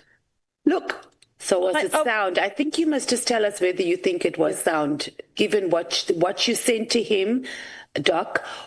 Was it a sound decision for a minister of police to use your complaint without investigating or engaging you to disband the political killings task team? I wasn't the only one who made a complaint. When I skimmed but that's through, not the question. I mean, so we can't say he based it solely on. No, he did. That's what he told us. He gave us your whole complaint. Oh, did he? Well, I didn't. Yeah. So, but I mean, I'm asking, do you think it was? No, I'm not asking about that. Yeah. I'm saying he didn't even call you to ask you anything about that. No one in his office tried to investigate the complaint that you made. Do you think it was sound? I don't know if anybody did. It wasn't. No, but I'm telling you, that's what he said. So I'm asking for your opinion. Given your experience in the police, would you expect a minister of police to make a decision largely based on a complaint that you made without even engaging you or investigating what you've reported to him? I referred to a brief discussion with Advocate Pacoli, who wanted to just verify what I was saying. For all I know, he went and did his. I have no idea, because I didn't speak to him about what happened and how, the minister got to that decision. So I don't know if anybody else did anything about it. But when I read that affidavit briefly of the ministers, it was like he'd been getting reports and wondering if it, including about finances and it could just be the last. It could be. I'm telling you, but his statement said that, and he gave us your complaint. Yeah. And you were one of. So leave the other complaints aside. I'm asking, was it a sound decision based on your research and your experience in the space for the minister without investigating what you have said to base the disbandment of the PKTT? Well, it's a difficult question to ask simply because I don't know what else he may have said. Well, you know, my letter was a catalyst, but I can't say that he did that. I mean, I think it was a good decision to disband the team. I think it was overdue. Yeah, that wasn't the question, but okay. I mean, as a minister, I'm not really in a position to evaluate it because I've never ever spoken to him about all the reasons. You know, maybe he should have called me and asked about it. I don't know. But I've never spoken to him about, well, what else led you to disband it? We've never had that conversation. So how can I make a proper assessment, I think? But I was happy to see the team was disbanded. I would have been quite happy with an inquiry into it even, you know, like we're having now. Yeah. Honorable Mathis, are you satisfied? You say it was a good decision to disband. Absolutely. Okay. Yeah. Honorable Nwala. Thank you very much, Chair. Doc, it looks like your evidence is based largely on one aspect of the PKTT, which is SAPS. Which is? SAPS. Are you aware that the PKTT is a multidisciplinary team? Yeah. Well, yes, but I haven't seen evidence of it. I've seen the intelligence aspect, and that's all I know. You haven't seen evidence of what? Oh, of course, the multidisciplinary, the justice is in it too. Yeah. But I've never seen public pronouncements. I've only seen a minister saying that we've got this team, and I know that they've spoken, I think, in the Madlanga Commission about how they're working with justice people, and that came in when one of them arrived. They weren't initially. There were no dedicated prosecutors. Are you aware that the PKTT comprised SAPS, NPA, Crime Intelligence, State Security, Correctional Services? Yes, they have different roles. Crime Intelligence. Are you aware that it was comprised by a multidisciplinary team? According to the announcement, I don't know how it worked in practice, apart from the fact that they did get a dedicated prosecutor when Ngaba moved here. And the point is, intelligence is part and parcel of all investigations. You don't have to be a multidisciplinary team to access information from crime intelligence. It's a separate component. Okay. So it's not new to access intelligence for it, but you should at least note your things to different prosecutors. Lastly, Doc, you wrote a letter to the minister that he must instruct the National Commissioner to dissolve the PKTT. Two big issues. Is it a concession that the person who bears power to dissolve the task team was the National Commissioner, not the minister? No. The National Commissioner did not set up a task team. It was set up at a ministerial level. Did you not say in your letter the minister must instruct the National Commissioner to immediately dissolve the task team? Yes. Isn't that a confession or a concession that the person who's supposed to dissolve is the National Commissioner? Yes. If you're saying, so we are saying the National Commissioner was supposed to dissolve. But he had not to have the ministerial approval. Beg your pardon? He had to have ministerial approval. It was set up. It's fine. It's fine. So, and look, the role of the minister. No. Yeah. Yeah. Okay, may you take a deep breath, all of you. Yeah. Don't breathe heavily on each other's neck. You can imagine a younger South African and a senior citizen in a comrades marathon trying to run the race at the same pace. It's not possible. There must be different categories of entries. No? Yeah. Let's continue. Honorable Ngola. Thanks, Chair. I'm saying, is it your concession that the person who was supposed to dissolve the political killing system is the National Commissioner, not the Minister, because you wrote a letter to the Minister and said he must instruct the National Commissioner to dissolve. This minister was not acting in the same operational manner as the former minister. And I know that because I've been told, for example, by another very good detective. Doctor, let's go straight to the... All right. Okay. Do you concede that the police commissioner was the relevant person to dissolve the PKT2? If he was instructed by the national minister to do it. The national minister works through the national commissioner. So you are saying that the minister makes a policy pronouncement and the commissioner implements that policy? Yes.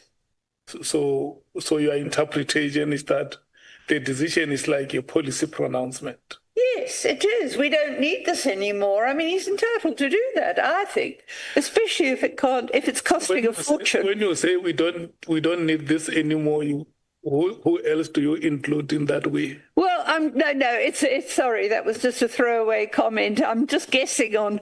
He came to the conclusion because I see that he is looking at finances as well. No, it's fine. Yeah. Thank you. I'm taking the Chief Whip, Honorable Nomvalo, and Honorable Squasan.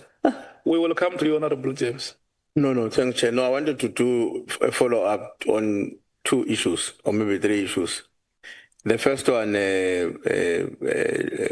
Dr. Diaz,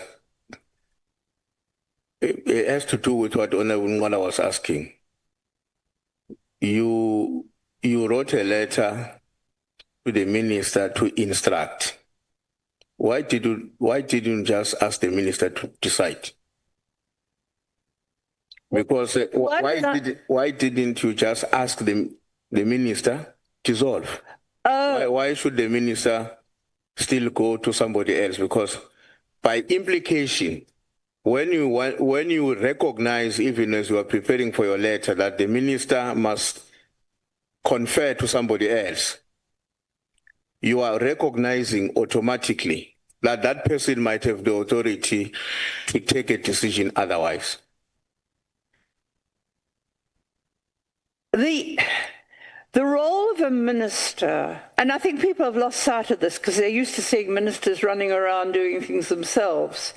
This minister, even when he was the premier, he worked through his office. He wasn't running around like some of the others that we have. I don't know enough about him, but he was always fairly low-key administrative person in my own knowledge of what I read about him in the paper and my own very, as I said, hardly any interaction with him. But if you look, the ministers of this country should be setting the policy and should be instructing the head of department about, well, this is the new policy. Will you please implement it? And this maybe, so what I am saying is that as minister, that was his way of, that he's supposed to do it. Because when the team was set up, it was the minister who went to General Sithole, it was then, and said, we've decided to set this team up, and that it was agreed in principle that Sithole would do it. He, through the minister was giving instruction, and Sithole did it in the structure that he thought would be best to deal with the political team, but still reporting. So it's exactly the same thing in a sense. Clearly it's saying, well, we're setting this team up. And I'm trying to now say to myself, because as I said, I just skimmed through Mkhwanazi's affidavit because I was more interested in what he could tell me about all the cases they spoke about. But he did seem to be taking into account things like what it was costing, and he probably may have heard that because, as I said, the Deputy National Commissioner tried to, according to a media report, the Deputy National Minister had brought it up with the National Commissioner. So I don't see it as I see it as a perfectly rational decision by a minister who's got the power to do it in terms of the Constitution. Okay, just operate through the head of department. Okay, just one last follow-up so that I don't take a lot of time for my colleagues. Now, flowing from what Honorable Matheus was saying, the one sitting next to me, about the sources that the minister relied on to take a decision. Now, let me say to you, because you, judging by your own experience, you are a very seasoned academic. You understand the value of research and the significance of decisions based on research. You don't comment on it now. I would suggest you deal with it together. Now that we have seen you saw the affidavit of the minister. You were quoted extensively there. Would you not conclude, or would it be unreasonable for a South African who has been following these developments, would it be unreasonable for them to come to the conclusion that part of the leading information at the disposal of the minister when he was taking a decision was the extensive submission made by you? And therefore, that submission made by you, as we have been dealing with it in the discussion here, is not necessarily a complete, in a sense that is a one-sided view without verification on the other side. How do you think South Africans will read and interpret that kind of a situation? Or what is your comment on that, with a benefit of hindsight? Look, it would not be, I can tell you that you can do research and it gets ignored too. I mean, I thought that if I used my research to tell the apartheid government that it was ruining black family life, that might help, and it didn't. So I'm just saying research is one thing, policy is another. Okay. But, I mean, it would not be unreasonable, I suppose, if I'm quoted extensively, and I wasn't even aware of that because I really skimmed it. I was looking for specifics in it. And it would not be unreasonable, I suppose. But, of course, it's also, there's different ways of interpreting this because it depends how critically minded you are, but it could be quite reasonable to say, right, why is he tweeting her? You know, who else did he work with? I don't know if he sent his legal advisor off to find more information for all I know. I have no idea. I don't know what happened after I sent that letter. I really don't. I know that I think I did see a quote from those two lawyers in Cape Town who are, I'm sure, raring to give their impression, tell you what happened to them. But I honestly don't know why he would have quoted me so extensively. Look, I mean, I am well known since the 1990s as doing all this stuff on violence. I think I've got a reputation in the province because I'd done all this research, and in the early days, until things started falling apart when all the infighting, you know, with Richmond, the ANC set great store on the information I was giving them. They were coming to me, they wanted it.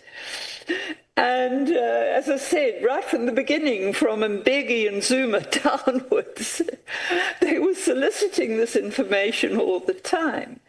So perhaps on and they were phoning me during elections and saying there's a problem at the station, at that station. Nathi Mtetwa, for example, you know, they were coming to me. So I don't know if that was what informed his decision that I was the one who would know what was happening. I honestly don't. I can't answer. Thank you so much, Doctor.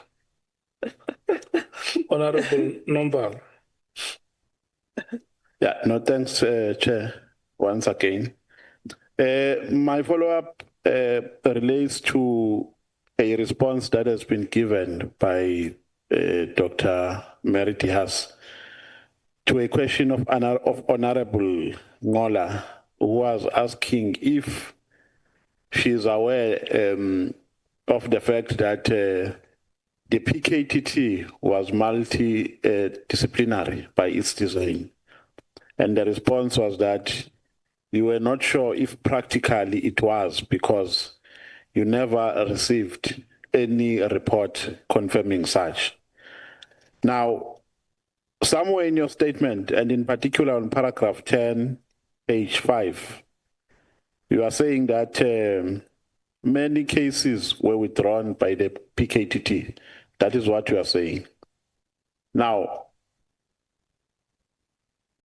you agree with me that when a docket is in possession, or when the docket is in the hands of the NPA, it's only prosecutors who can withdraw cases? Yeah.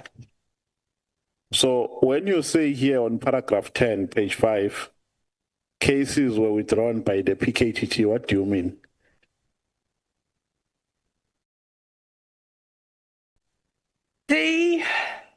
We'd have to look back then at exactly when they were withdrawn.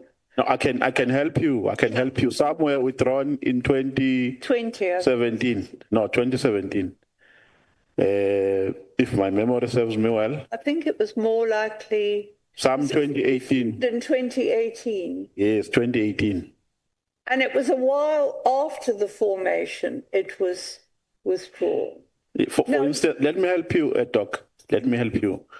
Because we have also highlighted this case here, the Sindiso Makaka case, which was withdrawn in 2018, between 2018 and 2019. And it was withdrawn by prosecutors, not by the police, because it was in court already. It was enrolled in court. Now, what do you mean by this statement when you say the PKTT was withdrawing cases? Well, why did it happen? May you please speak through the mic? I can't hear you. Sorry. Well, I would ask myself a question. Why did it happen then? Because were the cases, was there in effect, I mean, people had been charged. Now, why suddenly wasn't there enough evidence to charge them? I don't know. I mean, we can dig that out quite easily for the Magaka case, I think. But I'm not sure who the prosecutor was at that stage, but initially, you see, again, this would be something, one would look at the prosecutor, but the initial prosecutor was actually quite a good prosecutor. So one would have more faith in his judgment than one would do in the one that came after. I'm afraid. I mean, I can't, the doctor is not answering my question, and my time is very limited. Yeah, sorry, but I can't. She is peripheral, Doc. What do you mean here on paragraph 10, page 5, when you say cases were withdrawn by the PKTT? Well, they were withdrawn after the PKTT case. So we must remove the statement. Yeah. Withdraw it. Oh, right, yeah. No, I'm asking, should we remove it? Well, it was badly phrased. I did this in a huge hurry, I must tell you. I had to do a lot of work that I didn't have time for, and that's why I'm tired. Right. Yeah, I didn't have much time to do all this, and in places I agree the wording is not quite right. It was, they were withdrawn after the PKTT took over, and not immediately after. Doc, I think you are giving a topsy-turvy response. You are not responding directly to my question and precisely. Well, yeah. The question is, what do you mean by this statement when you say cases were withdrawn by the PKTT? They did not, that was what was, the PKTT came in, the cases were withdrawn.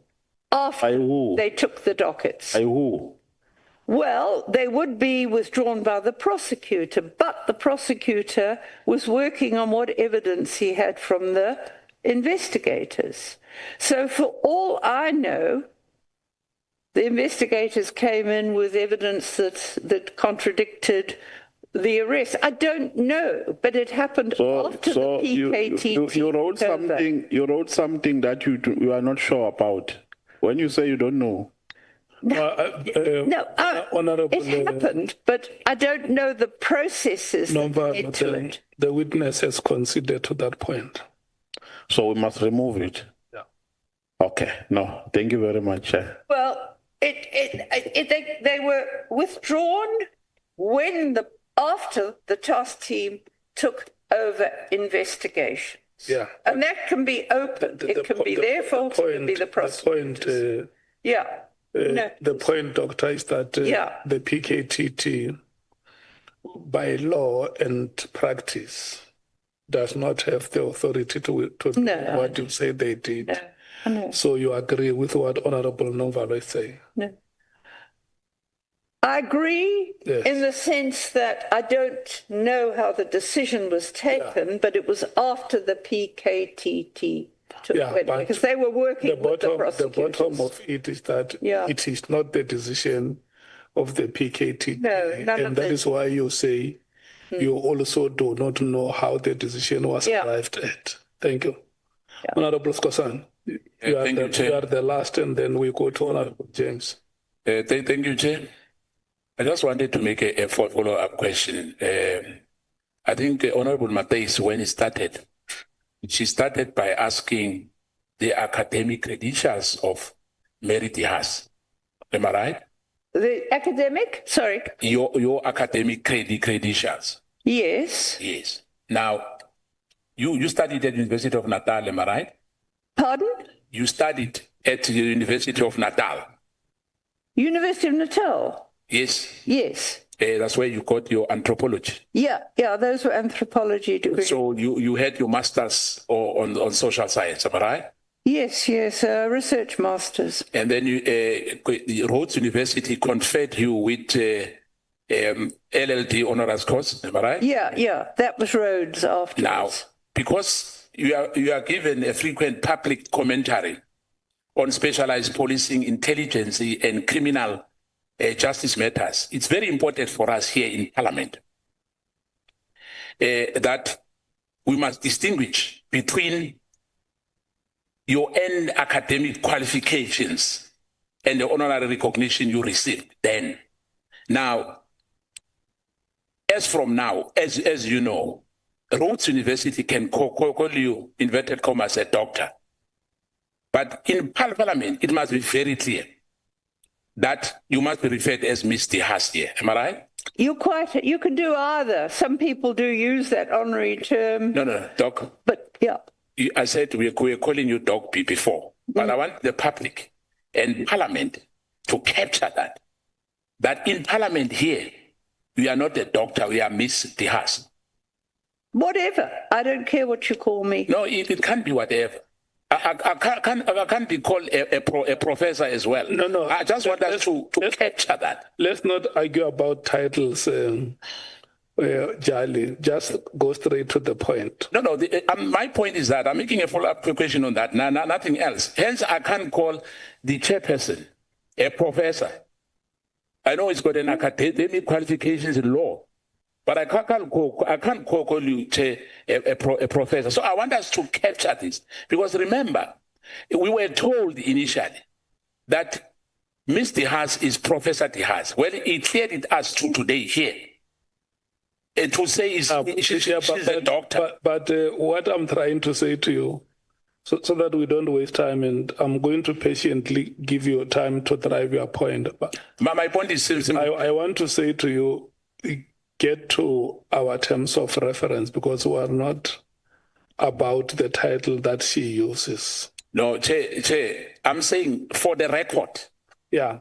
For the record, because you can't say to me, next time we are calling somebody a minister who's not a minister, and say, no, we should not worry about that. So what you are saying is that the university that conferred her the honorary doctorate And call her doctor, yes, it's fine. Can address as doctor. Yes, at Rhodes, yes. But as in Parliament outside the premises of the university, we are not bound to address an honorary, a recipient of honorary doctorate as doctor.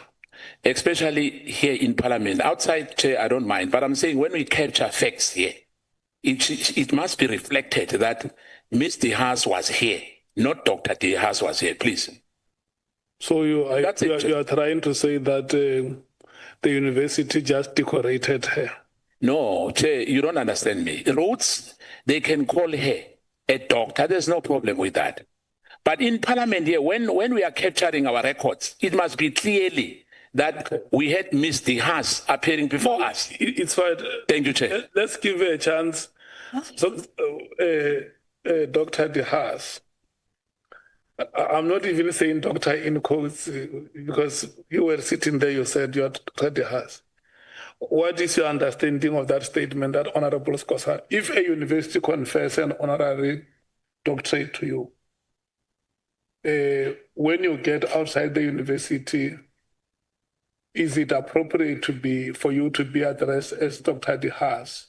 Well, some people are and some aren't. It seems to vary as far as I'm concerned. Okay. As from what I've seen, I don't usually use it, and I'm so sick of saying to people I'm not a professor. I mean, I probably have to go and get all my publications and get a doctorate for them because I've got enough publications there that I can take them and say, can I just convert it to another doctorate? Yeah, no, but I mean, it's just such a trivial thing. Yeah. It's meaningless. I don't know. It's just a digression from more important things. Yeah. No, Chair, please, Chair, protect me.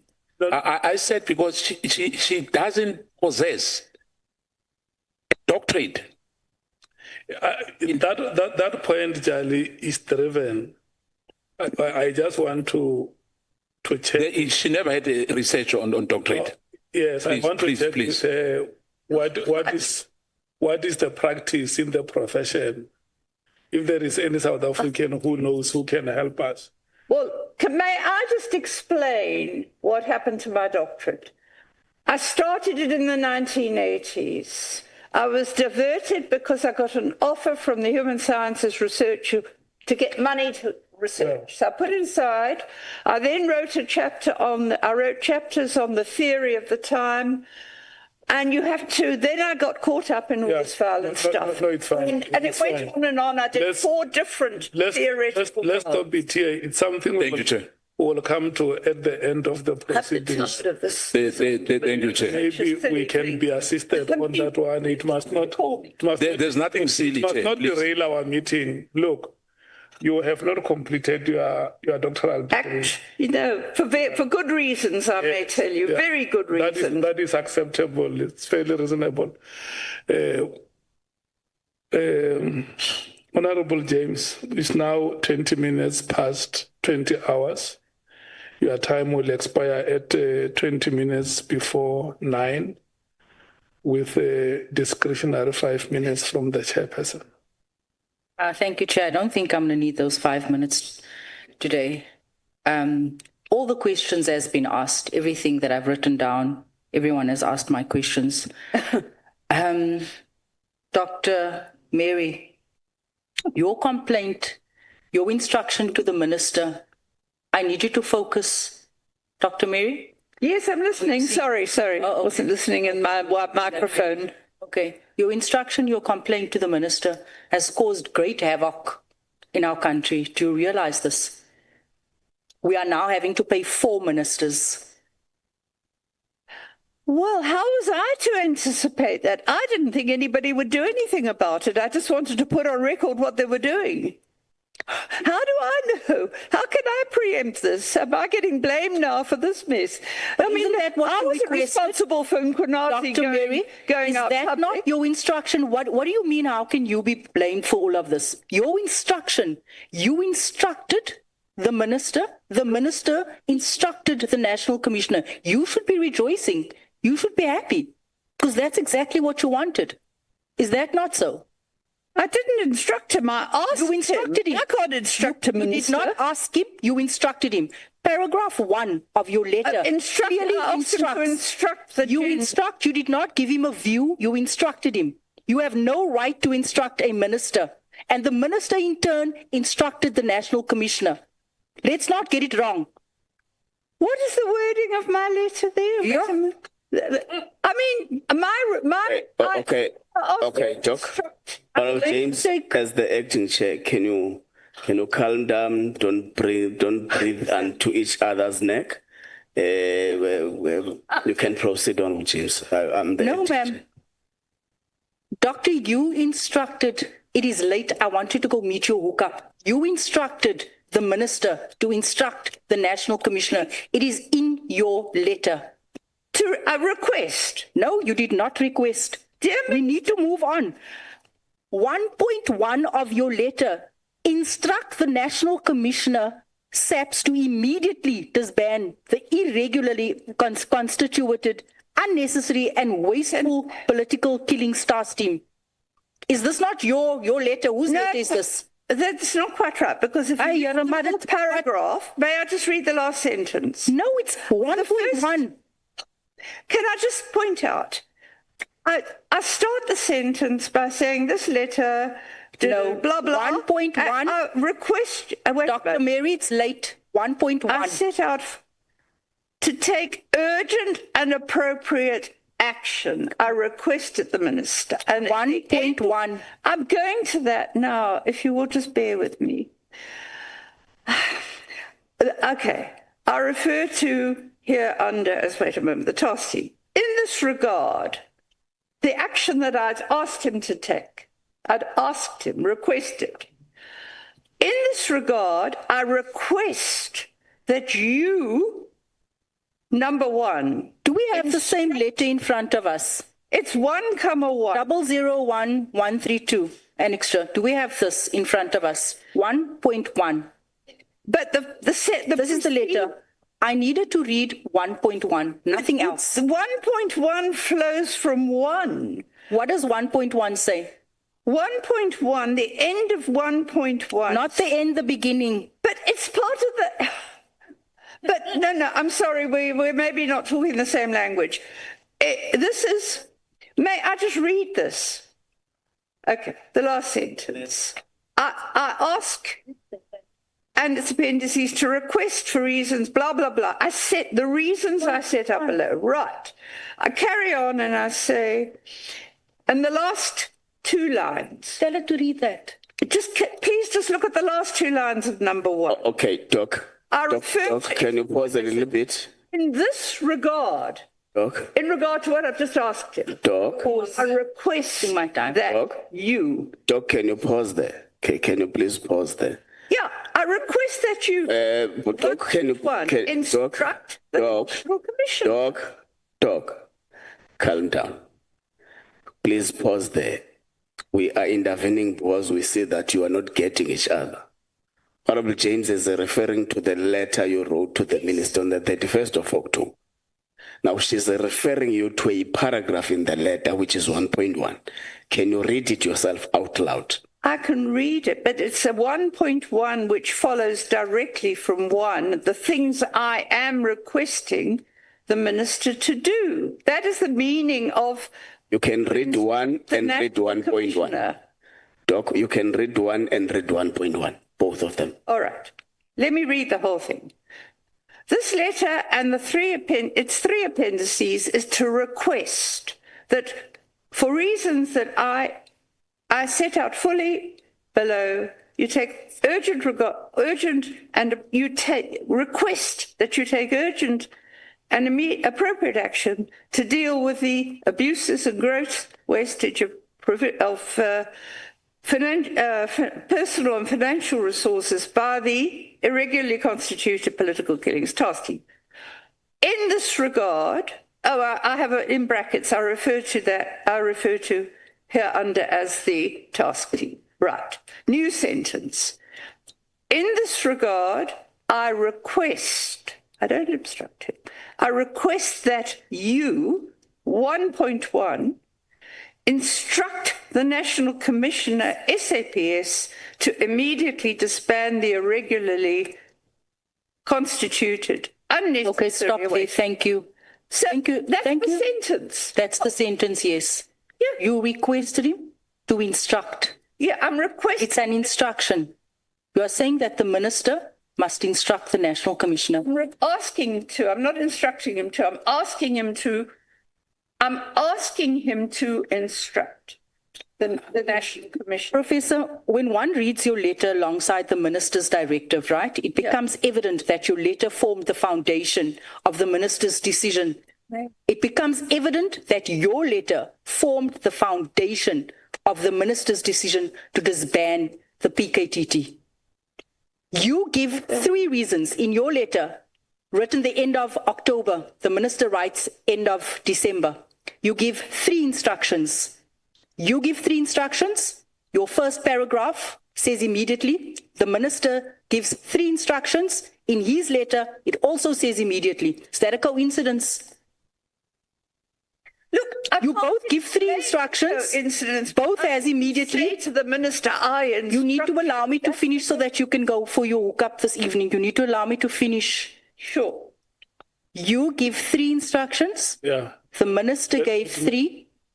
Let me help Honorable James. Yeah. How do I know what the minister's going to do? I can ask. I'm asking. I don't instruct him, I'm asking him. Look at me. Yeah. Look at me. Yeah. Honorable James is talking to... Okay. Yeah. All right. Okay. I'm trying to reply. We can proceed. And clarify. That's what I'm trying to do. I can't answer your question about why the minister did it. I honestly can't, because I've never spoken to him about why he did it. And I'm getting the blame for it. I mean, it's just, I'd never have done it if I'd known. Quite frankly, I think it's... But it has precipitated some investigations. Look at it that way. Let me get back to my question. When one reads your letter alongside the minister's directive, it becomes evident that your letter formed the foundation of the minister's decision. Am I right? You both had 3 instructions. You both said immediately in there. It was 8 weeks apart. You should be rejoicing that your activism has finally paid off. Because this is what you wanted. You said it was wasteful. You said it didn't add value. Yeah. You said it was unnecessary. You said dockets were going missing. So yes.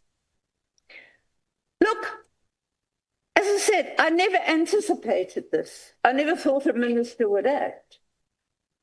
I'm trying to guess why he did act, and I'm sure he wouldn't have only acted on what I said. I mean, it may have been the last straw that broke the proverbial camel's back. Well, we've been thinking about it, and yeah, if she's saying it, maybe I have to take it. I'm guessing. This is not a place, Doctor, this is not a place where you come and guess. Let me move on. General Mkhwanazi testified that there may have been a third force behind your letter.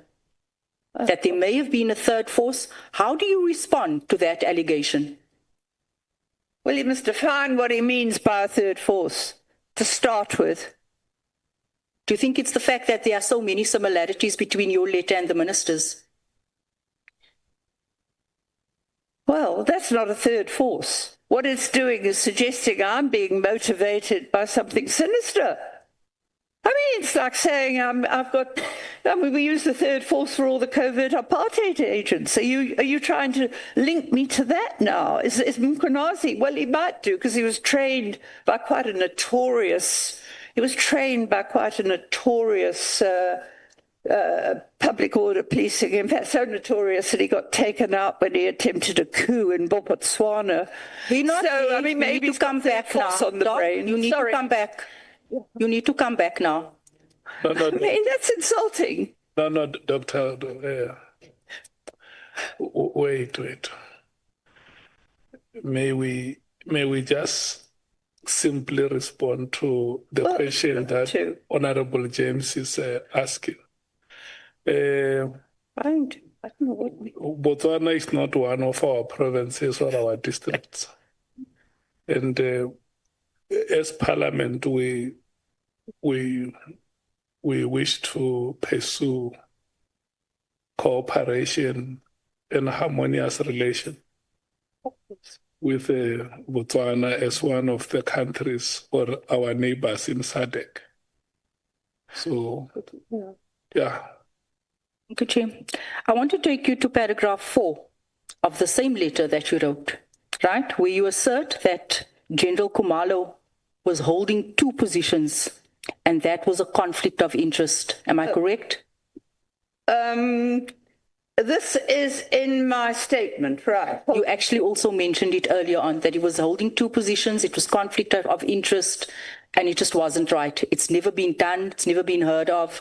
That's what you said in your letter. I mean, I have complained about his holding 2 positions because at that stage, when I wrote this letter initially, he was believed to have been running the task team, but although he wasn't running it physically, he was in operational response. He was managing it. He was managing it in terms of a project manager, but he was also then holding the position of head of crime intelligence. And that isn't, I've tried to explain why it's a conflict of interest, because both of them involve financial disbursements. And it has to be very clear to people that they're separated and there's no overlap between one lot of disbursements going to another. Dr. Mary, what would you say if I put it to you that that assertion was factually incorrect? He was not holding 2 positions. He had his position and he was deployed to head up the political killings task team. He was not holding 2 positions. You were misleading this House and you were misleading the public, saying that General Khumalo was holding 2 positions. He was not holding 2 positions. I was told that he was in operational response. There was a special task team set up to deal with the political killings, and he was deployed there as a result of his skill set. He was to go and assist. He was deployed as a project manager, which that doesn't mean he's holding 2 positions, ma'am. That does not mean he's holding 2 positions. De facto it is, because in both was handing money. Both he of has them involved on his letter of employment. He has 1 position. You cannot employ someone twice. What was he in his... No, you must tell me, because you said that it was unethical. You said there was conflict of interest. So you must tell us. I've told you that and I'm putting it to you that you are factually incorrect. I was told initially that... Told by who? By investigators in the task. That was misleading you. And by, actually, I think the other person who told me, well, the person who told me initially that they were going to move Khumalo out of operational response was on the parliamentary committee at the time, Philip Mhlongo. And then the late Philip Mhlongo, who was the EFF rep on the parliamentary committee before the 2019 elections, he was the one who told me that there was so much trouble in operational response, they thought he was going to be moved out. He wasn't. I was told that he was remained in operational response and then was deployed as a project manager. And this came from someone who was in management at the time of the establishment of the task team, that he was actually structurally based in operational response, but he was deployed as project manager in the task team. And the project manager was the person who did the accommodation, the allowances and everything for the task team. Then he was appointed in the end of 2022 to be the head of crime intelligence. That's where the real conflict of interest comes in, that he's still the project manager and he's in heading crime intelligence. It doesn't matter. As I said, he wasn't structurally there. I was told he was doing it while he was operational response. But he was, in fact, the project manager for crime intelligence. That was the official designation. I was told by a member of management at the time the team was established. I put it to you that they were misleading you. General Khumalo, and I'm going to say this for the last time, does not hold two positions, and we're going to leave it at that. What is his position in terms of the police? He's the head of crime intelligence, and that's it. And he's allowed to work outside of, and he's allowed to work in any province, and he's allowed to head up task teams. But he's allowed to lend his skill to any situation in this country that requires it. Are you talking about his crime intelligence position? I'm sorry, I'm trying to understand. I was told he'd remained in operational So I'm asking you who told you that so that we can call out that person who's misleading you. Well, he does not hold two positions. He has one letter of employment with only one position. How do you know it's Let me tell you something. Mary. Let me tell you something. Somebody... Let's move on.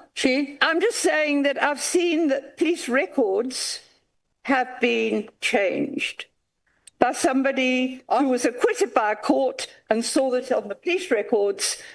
So you're saying that his police record has been changed and he holds two positions and he's getting paid two salaries. Is that what you're saying? I'm not saying he's getting two salaries. I'm saying that he's in a structural position. He's getting a salary. I have no idea where he's Chair, please. Protect me. Project manager. Chair, please. Oh. Because you're going to tell me I'm breathing down the witness's neck.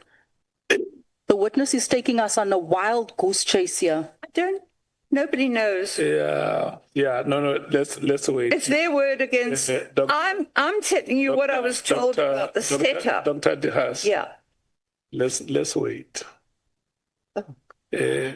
She did not say project manager. She says, Chair, protect me.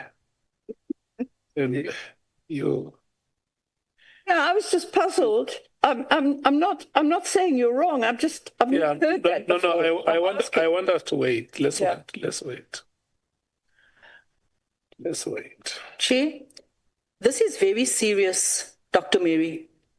What I'm referencing here, your instruction to the Minister to instruct the National Commissioner, paragraph 4, your allegation that that General Khumalo holds two positions, and also in paragraph 9 of your letter, gross irregularity, use of national resources unheard of. All of these things based on hearsay. This is what your letter contains. Look, this is what your letter contains, and this is what the minister acted on. Oh. The minister said that he acted on your letter. This is what you instructed. This is your evidence. And you are aching today. No, I mean, I reported in good faith what I got from credible sources. Khumalo was present with the task team, whatever his structural position was. Dr. Mary, we are meant to probe this letter. We are meant to probe what you put in this letter so that we can understand why you put it in here. That's what I'm trying to do. I'm referencing all your paragraphs in terms of your ask to the minister, and I'm putting it to you that it is incorrect. I'm saying to you that you cannot have a conventional response to unconventional patterns of crime unfolding in this country. You are saying it is unheard of. Everything that you have said here today goes back to the 80s. You are stuck in the 80s way of policing. I'm saying to you, we can have task teams. I'm saying to you that we can have national units deployed to provinces. I beg your pardon, I'm not stuck in the 80s. I'm stuck in what I learned about policing in the 90s and how you dealt with task teams. And before the policing went downhill after 2000. Dr. Mary, this is no laughing matter. I'm sorry. This is no laughing matter. State security has been compromised because of this letter. We're having to pay 4 ministers. We are suffering as South Africans because of this. And you are laughing. Sorry. This is serious. I'm trying to make sense. It's very serious. Don't let me get started about the Cape Flats and our children that's on drugs. And you giving this minister this letter. But, I mean, it's not my fault that General Mkhwanazi decided to throw the cat among the pigeons and make all these allegations, because remember, they are allegations. And when I wrote this letter, everyone was telling me that Khumalo was handling the task team stuff. Right. The crime intelligence people were alleging that they had no money because it was going to the task team. I'm not able to look and verify police records. You know, you're not even able to verify the content of your own letter. What else? You're not able to verify your sources. You're not able to verify anything in here. And I'm going to leave it at that. You have misled even the minister, but you have proven to us who he really is, that you can actually mislead and guide him into taking incorrect decisions. Thank you, Chair. Okay. Thank you so much. Did you still have something to say? Not really, because I stand by I did not instruct the minister, I requested him. I want to emphasize that. I can't help what he did with the letter, any more than I can help whatever anybody else has done with the letter. But I take exception to my being blamed for state security. I can tell you there's so many sinister things going on in our province that that's where you should be worried about. Honorable Ngola. Thank you very much, Chair. Just one follow-up on what Honorable James was trying to lead. Doc, we have got your letter of the 31st of October 2024. And paragraph 1.1 of that letter reads as follows. I request that you instruct the National Commissioner, SAPS, to immediately disband the irregular, constituted, unnecessary and wasteful political killings task team and send its investigators back to the detective units established provincial and national in terms of the SAPS legislation. Yeah. Now, this letter is of the 31st of October. The letter of the 31st of December by the minister uses the same terminology of disband immediately. That which you used in your letter on the 31st of October. Wait. 2. The minister is on record here saying part of the plan is to take those that were in all the information or the work that was done by the PKTT to the murder and robbery unit, which is what you are saying in paragraph 1.1. 3, the minister is on record saying part of the basic reasons they to dissolve the PKTT is on the basis of the expenditure, which is what you are raising in your paragraph 1.1. So do you think that this letter you wrote on the 31st of October 2024 actually influenced the decision of the minister to dissolve the PKTT? I don't have any evidence. Before you respond, sorry. Number 5, on the sworn statement of the minister on page 23, he also uses the words that you have used, that the PKTT was irregularly constituted. Yeah. No, I've said that. I've said that all along, that it was irregularly constituted. If it wasn't having a clear line of reporting line with people in relative positions able to evaluate the detectives. And I think when I didn't say murder and robbery, I mean they had come. A lot of those members had come from stations all over the country, and they weren't even necessarily detectives. Those that were detectives should be going back to where they were based as detectives, and those that were not were in the provincial teams. We had 2 different provincial teams, and they should go back to the provincial. That's all I was asking. I didn't stipulate where they should go. No, Doc, you are not answering. No. 31st October you write a letter using a certain terminology or wording. 31st December, the minister writes a letter using the same wording.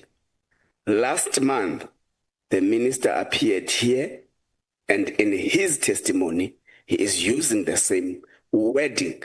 Now we're saying, did your letter of the 31st of October influence the decision of the political killings task team? Well, I can't say yes or no because I don't know. All I know is it presumably influenced him, but I don't know if it was I can't say it's the only reason he did it, because it seems that he'd been looking at finances, from what I recall, before that. I mean, I don't know. And now I'm getting blamed for destabilizing South Africa. I mean, truly. No, it's not. I mean, that's what the Honourable James is saying. But they're not apportioning the blame. They are asking questions for you just to respond. I'm trying. Yeah, okay. Yeah. I've responded as well as I can. No, yeah. She says she has given her best try, Honourable Nwala. Can we, before we take the Chief Whip, go to Honourable Nomvalo, and the last will be Honourable Skosana? Yeah, no, thanks, Chair. Chair, I think I understand the frustration of Honourable James in this context. And I really find it unconventional that a witness will come here and be extremely evasive, even when we perpetually try to persuade her to a particular direction which is correct. But Chair, I just want to get this confirmation from Dr. Mary Diaz, because this committee has recently been in a compromised situation or on the receiving end of mysterious misinterpretations of words. Recently, we've been told here that immediately doesn't mean now. Now, in this letter dated the 31st of October 2024, on paragraph 1.1, I just want us to deal with 4 words. You say, I instruct the National Commissioner. Wait. You are saying? I request that you instruct. Yes. Open quote, you are saying, I instruct the National Commissioner, SAPS, to immediately disband, close quotes. So do you mean that when you say... It's not I, it's number 1. It's 1. It's number 1, then it says... Okay, no.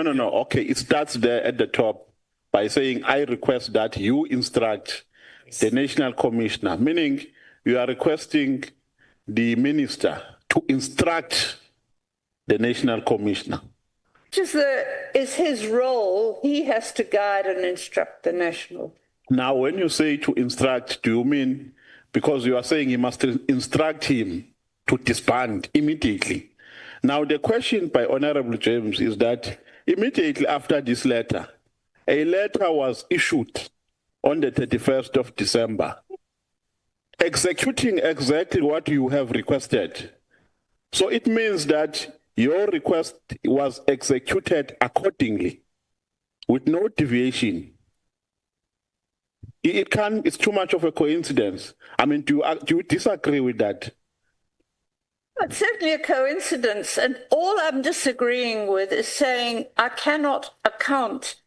He obviously thought I was making a credible... We know, Doc, you can't, but from an objective point of view, just be objective and stop being evasive. It's too much of a coincidence that you can write a letter to the minister requesting him to instruct, and he does exactly the same. The fact that he is quoting me suggests it, but there's a principle in research that if 2 events happen at the same time, there's a correlation and not necessarily a causal relationship. But, I mean, if he's saying that I influenced him, then I can't dispute it. But what I don't know is what other information he may have heard that kind of what I said. I don't know. No, at least because, look, you can't just write letters with no intention of seeing those letters being implemented, unless you have an appetite of writing letters, as if you are writing music books. This is a letter requesting the minister to take a particular executive action. Yes. And that executive action was executed accordingly. And the minister at least was honest to the people of South Africa and to us as members of parliament, because he conceded to that reality. He said the reason why he implemented that was because of a pressure that he got from members of the public. And that pressure included your persuasion to disband the PKTT. Now, why is it so difficult, ma'am? We are not going to lose anything if you concede to that fact, to a reality that your letter influenced the decision of the minister. I'm not disputing that. Yes. Saying I don't know what else he took into consideration. But it was part of factors which influenced his decision on the 31st of December. Yes, I mean exactly. And that can't. Then what is a problem here? What is the problem? No, let's pass the microphone. Yeah. Oh, thank you very much, Chair. But I mean, I'm not disputing that he's saying it. You have considered to. Yes. Yeah. Honorable Skosan. Thank you, Chair. You know, I think this was raised earlier, but I want to make a follow-up on Honorable James, because I've raised that earlier, Chair, that in paragraph 15, Ms. Haas said that you expected the minister to do nothing. You remember that? Yes. In paragraph 16, you expressed shock that he acted decisively and disbanded the PKTT. Now, my follow-up on that would be, how do you reconcile portraying him as both unresponsive and decisive? I mean, that's a contradiction. Let me explain. I've done a lot of lobbying of people in government and got nowhere. Okay, and the last minister had been running around acting like the National Commissioner himself. I did not have big expectations that a minister would act. Basically, I mean, he's a very different operator to the last minister, as I said, based on what I recollect. He was not the person running around and doing things for, running the police himself. From what I could see, he was proceeding cautiously. I mean, at one stage there was a quote that said he was decrying the fact that the Intelligence Oversight Committee, he said the intelligence needs oversight. Now, that was quite a sensible remark to make, because we are. If you think I'm stirring things up, we don't know what those intelligence operatives are doing that can undermine us. Okay, so I did not expect him to act, because I had no expectations of it, and I was actually amazed when I got the letter. And I mean, okay, it came from a WhatsApp group, but it was a letter, it was an official letter, it wasn't an allegation, it was an official piece of paper. But, yes, my question still stands. I said, how do you reconcile the two, unresponsive and decisive? And even at the end, you said yourself that in the last 24 months, the last time you communicated with the minister, it was almost 2 years. It's in your statement. It's not me who says. No, it was the last time. Can I just repeat? I communicated with the minister telephonically when the elections, which the ANC won in the province, which was 2004. Then he went on to do other things I had no connection with him with. Okay, including a premier at one stage. I think my colleague Paula Sulu did. The only communication I had after he was appointed, was to send him a message and ask if I could have the contact for his PA, because I need the people in the office to send the correspondence to. So I could then start copying him and, so he'd know what was going on with the National Commissioner. I did not speak to him until a month ago when I passed a message on. That's all I did. Now, you are telling me, as I understand it, that I'm not giving you enough information. The only information I have explained that I cannot give is the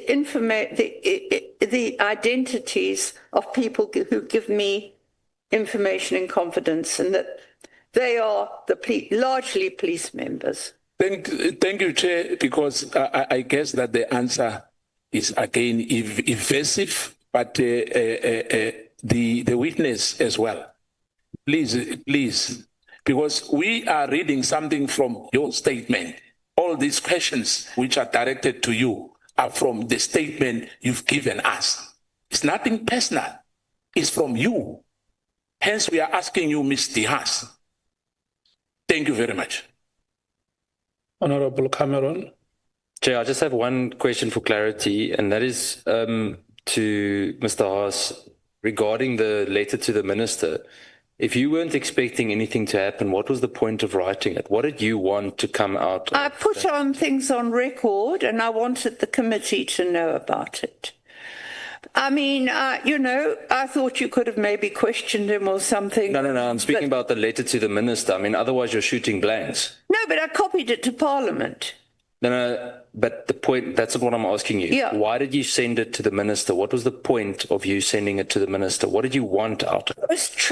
I was checking him out. He was a new minister, and I was wondering, but I thought, well, they never are, so he probably won't be. But we'll copy to Parliament, because if he doesn't, maybe Parliament can question him about it. That was my motive. Thanks, Chair. Yeah, but Cameron, why aren't you concluding it? Because Dr. De Haas, after the letter of the 31st of December 2024 was written by yourself, have you ever written again to the minister or to the department? Did you write again after the letter of the 31st?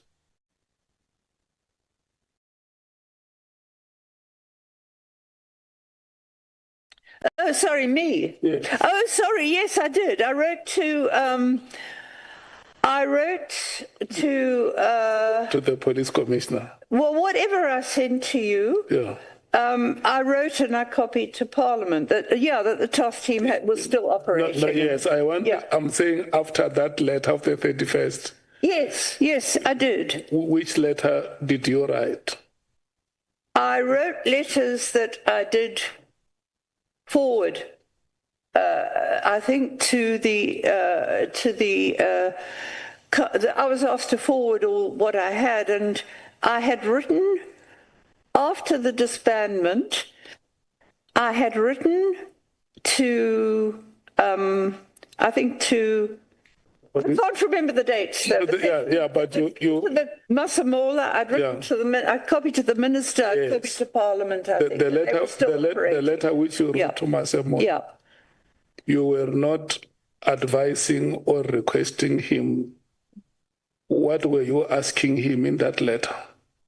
I was notifying him, or I was complaining to Masemola about the fact, and I was copying to him. Yeah. So he would know it, basically, and I copied, I think, to Parliament. What were you complaining about? That the task team was still operating despite the official disbandment. When it has been disbanded? Yeah.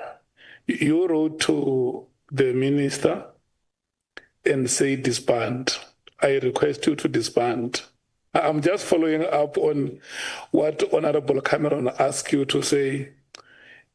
When you wrote to the minister, what was the purpose of your writing?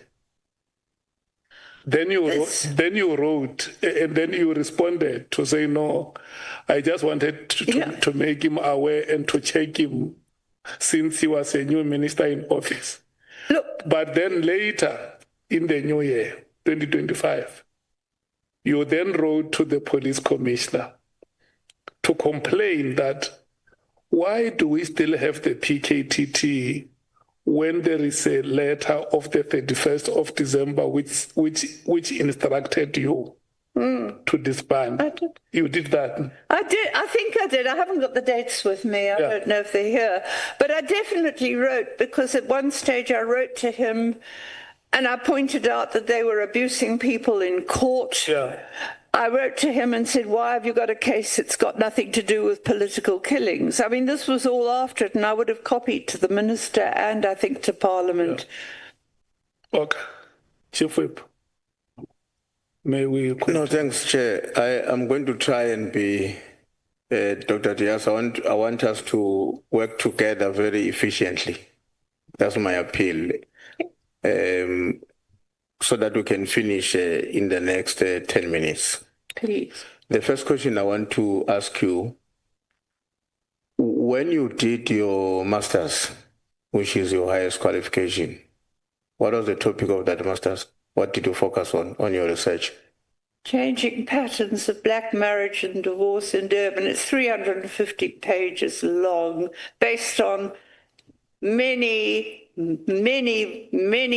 hours of participant observation and every other possible.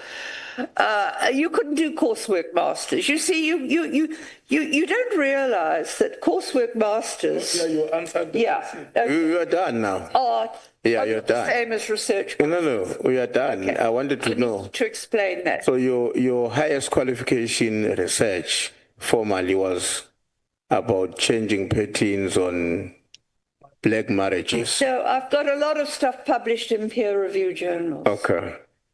So at what point did you start immersing yourself on the security matters? Okay, I tried to explain that. I was pulled into it because people that I was working with in research, whether it was on marriage or shebeens or whatever, I'd done reports for the Human Sciences Research Council. They'd given me funding, and that was what was distracting me. In fact, the Human Sciences Research Council wanted to publish my book on marriage, and I never had time to do that either.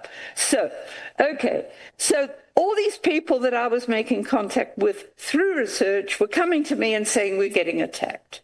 And anthropological research is reciprocal, because you spend a lot of time with people, they give you at their time, they help you, and you give back. You give back to them, and this was my giving back. Okay, I'll see what I could do about all these attacks on you. And that started it. It's not something I ever chose to do research on.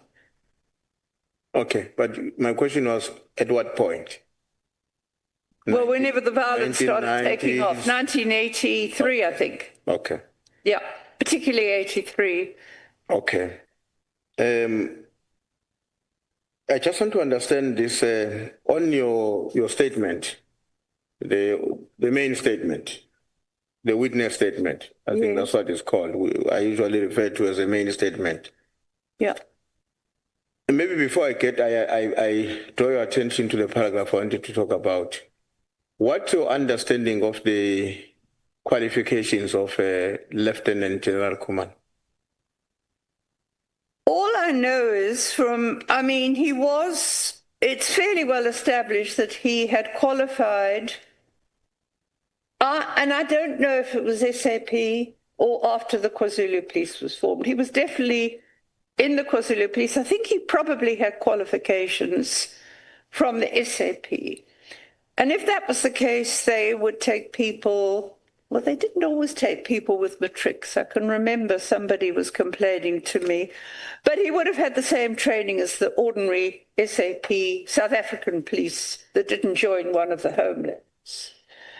And then his next, and different people, including Philip Mhlongo, who'd canvassed our gather in the portfolio committee when they were getting complaints about him, said, well, he'd actually been deployed as guarding duties, which means he was operational response.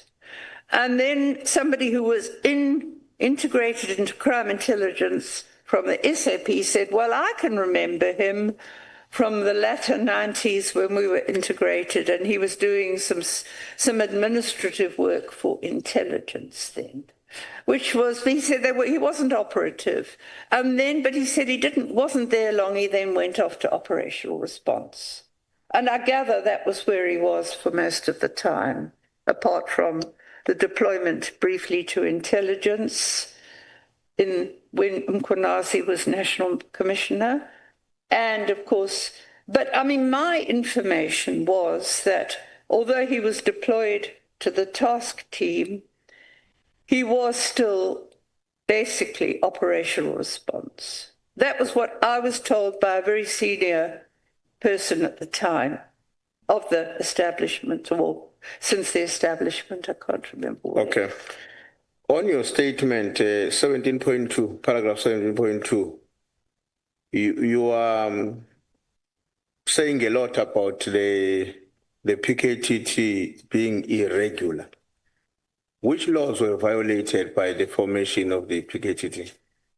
It's not just, look. Or is irregular in what sense? It's irregular in terms of any detective team I've ever come across, because a detective team, by its very objectives, is composed of detectives. I mean, it stands to reason that you get someone who's a detective, and I've tried to give you an example of the sorts of structures that were in place after the end of apartheid. So it's your contention that the 126 people you are concerned about as a number were without dictative capabilities? Well, not senior, I gather, because the senior guy soon left. Initially there was a senior detective. I'm concerned about the number, because why do you need such a big number of people in one province? I mean, even the investigative task team had about 30 people in, I think. But it's necessary even. Did you spend time as a researcher to make an inquiry about what is the work of the team of such a big size? Or you concluded that because in the past teams were never constituted to such a number, therefore automatically this one is irregular? Oh no, it wasn't the number per se. It was the strange structure of it, that you had it. As I said, it was not supposed to be. It was supposed to report nationally, and that wasn't maintained. But the province was the reports through the provincial commissioner, and with a senior detective overseeing the junior ones. That was the way it was set up. But then it soon changed. So the irregular part is that it was reporting to the province or national. I didn't get you on that. The reports to the national fell away, although it had been set up to be overseen through reports by the head of detectives now. How did it fall away? Because you still have a coordinator who is occupying a national position, a substantive position at a national level. Well, this is what I don't understand, because the man who took over from the first one was called Mkhwanazi. He occupied that position, and it's impossible to check because he died of poisoning, actually. But that's beside the point, but he's dead. And this can be canvassed about. I was told that the first one was very good and insisted on all the reports, so it's quite possible that he didn't bother to follow up. I don't know. I'm speculating. All I know is that I was told definitely that the reporting line ended with the deputy national. We have been told by various witnesses who came before, especially from the police department, that one of the major value of having members of a task team coming from different parts of the country, and at times being changed regularly so that they don't stay too long in one area. is to protect them against local influence. And somewhere in your statement, you also make references to police being prone, and I'm paraphrasing you in this case, police being prone to corrupt activities or their conduct resulting in the state spending a lot of money on civil claims. Well, they did. So why do you see a problem then with the establishment of a team whose composition is also designed to mitigate against what we are complaining about as a usual practice in various... It can be used for all sorts of purposes. It may be the ostensible excuse, but if you have... You can check the records of detectives. If they have a record where they've got high court convictions, where they do well, you're pretty safe with them. And some of those people were deployed initially to the task team and they were removed the minute they started making uncomfortable, when I say uncomfortable, politically uncomfortable arrests, like the mayor of Newcastle, for example. The man who was seconded to that, who is an excellent detective, got out of it because they didn't want him, basically. And the charges were withdrawn against the mayor of Newcastle too, by whoever, prosecutor, whatever. But they were withdrawn and the witness died. Okay, my last question. You are making reference, I think this is paragraph 17.1, when you were arguing that there was a let me just read it verbatim. On sentence number 2, as the task team that was being formed, the provincial team was securing a conviction for the murder of the Ramaphosa supporter whose name was top on the hit list, blah, blah, blah. Have you ever been a member of the ANC? No. Oh, hang on. I joined very briefly, but I didn't stay.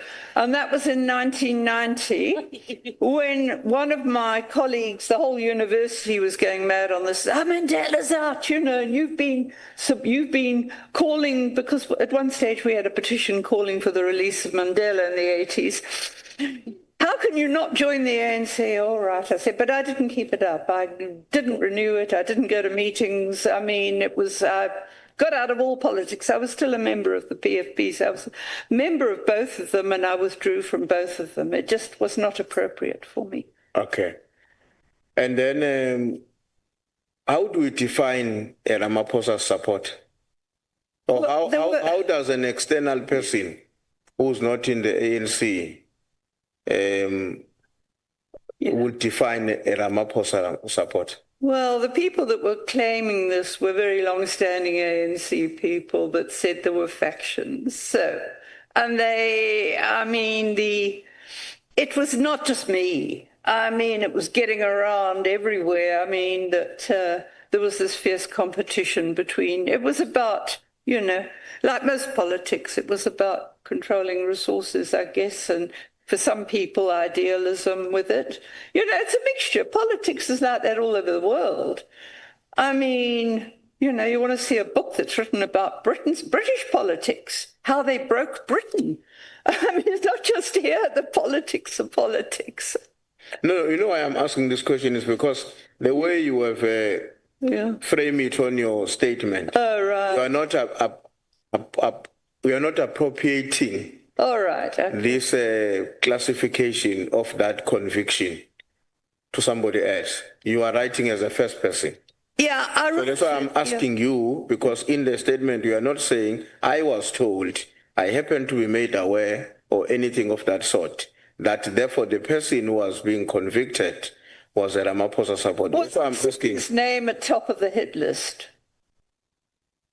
Somebody sent me the hit list that was alleged. So somebody sent you a hit list, and the title of the hit list was Ramaphosa supporters. Yeah, the hit list was circulating. It was even, I think, in the media that there was a hit list circulating. But I mean, his name was top of the list and he got killed, and another one there was an attempt to kill, and then they got rid of the municipal manager who was in the wrong political camp. Yeah. Okay.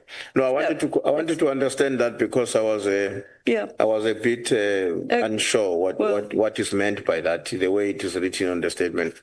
Thank you very much, Chair. Thank you, Chief. Honorable Skosan. Thank you, Chair.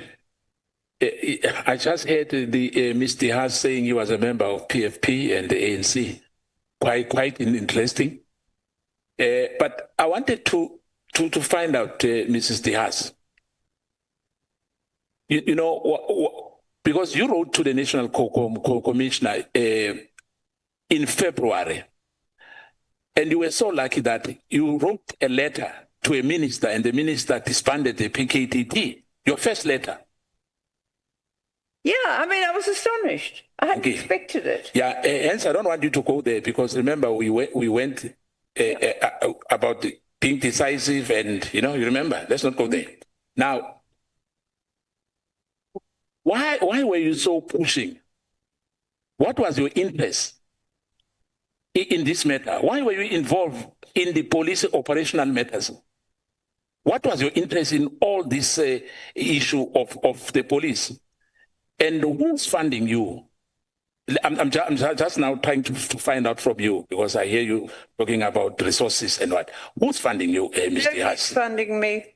Nobody has funded me since 2005, apart from whatever I get for writing academic articles that gets some money put into my research code that can only be used for academic activities. No one has funded me since 2005. That's the first thing. What drives me? Well, I don't know why it sounds so strange. I have a passion for justice because I deal with people day in, day out. All they want is justice and they're not getting it. So that's what's driving me, not the money. I'm paying myself for this. I'm risking my life for it. So are you not working with any NGO or any civil society? No, I'm not. I'm not a member of any of them at all. I mean, I don't really work with any of them. The only people I'm in is a Navi Pillay research group, I'm not teaching. I am part of being an honorary research fellow because I write academic stuff. Yes, but my question is this. Are you not working with any NGO on your research? You are funding yourself. No, I'm not. I'm independent. Yes, completely independent. So there's no one who's funding any of your work. I'm not working with. I'm not a member of. Hang on a minute. Let me just think. Nothing to do with NPOs. I mean, I interact with the local Amnesty International group because I've known them all for years. Okay. Who else? I mean, it's one thing to support people in an NPO, but I'm not involved in it. Let me put it this way to you. Are you comfortable for your gadgets to be taken from you? No, I'm not, because there's private information on that. No, we will apply. We know how to do it. We'll get a court order. But how dare you? I'm a private person. How dare you do this to me? No, I'm asking. I'm asking. I'm not saying I'm going to do that. No. I'm saying, are you comfortable that if the police have to take your gadgets like any other one, because there's probing in here. So my question, I'm saying, are you comfortable? I'm not comfortable because it's private. It's private family issues. I understand that. And since I'm asking you, my follow-up question was simple, and you still did not respond on my question. I ask you, why are you involving yourself on police operational matters? I've told you that because I care about justice. I care about people. One death is too much.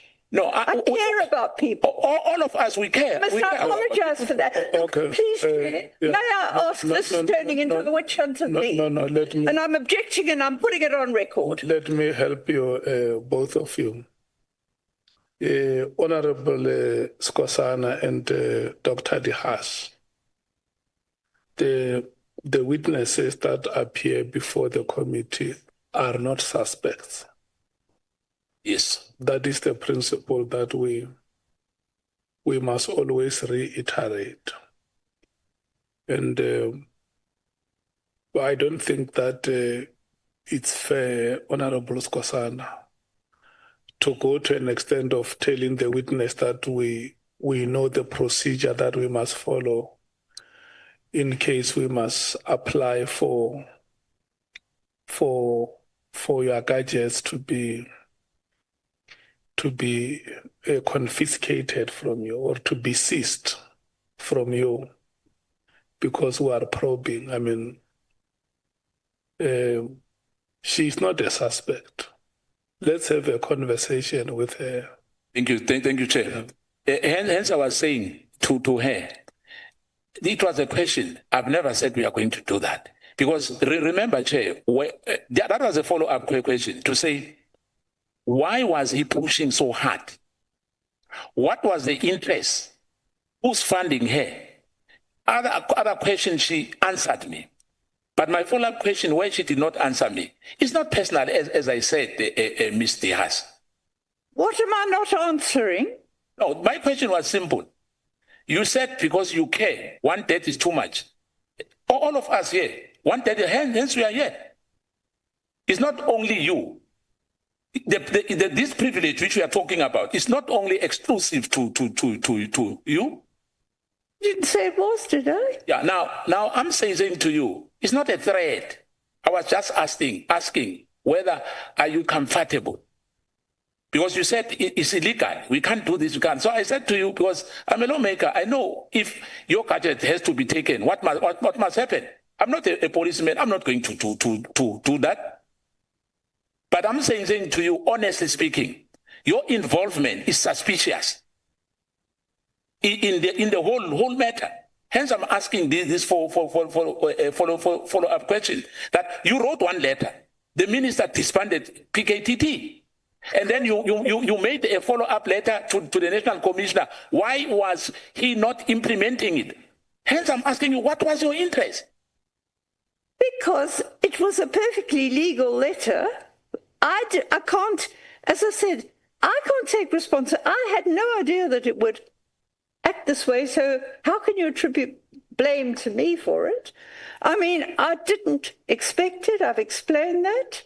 He did it. I can't help it if he took what I said into consideration. It's not my fault. I can't control how the minister handles. So, thank you so much. Yeah, I've tried to explain this. Thank you, Chair. Thank you. You were very lucky. You were very privileged, I must say. Thank you, Chair. Matthews. Just quickly, the letter that you wrote to the minister, Ms. Diaz, did anybody advise you on what to write in the letter? Was it the letter reviewed by anybody before you sent it to the minister? Because the wording, and we're asking that and it's a follow-up, is pretty much the same wording that the minister used in his letter of disbandment. And it also has information in there that I would have thought you wouldn't have been privy to, like the murder and robbery unit, etc. No. So the question is pretty much, did you write the letter on your own? You didn't have a discussion with anybody about it? No? No, okay, it's no, then that's fine. I'll tell you what I did. I wrote the letter myself. I write my own letters. Yeah. The only letters I run past people are... Okay, but did you just ask whether this one, did you run it past anybody? Yeah. And I'm not sure what you mean about the information. The only thing I do is to, when I write letters for people, I don't know that I could have, and this wasn't easy, but whenever I write letters for people, I get their permission and I give them a copy of it. So but on this letter, Ms. Diaz, did you say you wrote it and a draft? Did you send it to anybody to give input or review it? So it was just you and the information that you had and you sent it through. Thank you. Thank you so much, honorable members. Doctor, let me just run 2 or 3 questions with Honorable Sean. No, you have said that you are not asking questions. Eh? I didn't want the Meridias to die on my hands, Chair, but I'm ready to ask my questions, Chair. Thank you. May I just comment? You don't need to take my phones. I've had to cancel all the interceptions on them at least once. Illegal, of course. I didn't get that, Danny. Sorry, I said you wouldn't need to take my phone. I've already had to cancel all the interceptions on them. That's Kosana who takes phones. Yeah. I'm trying to make a joke of it, sorry. Just to ease the relationship between us. All right. Goeienaand, Danny. Goeienaand.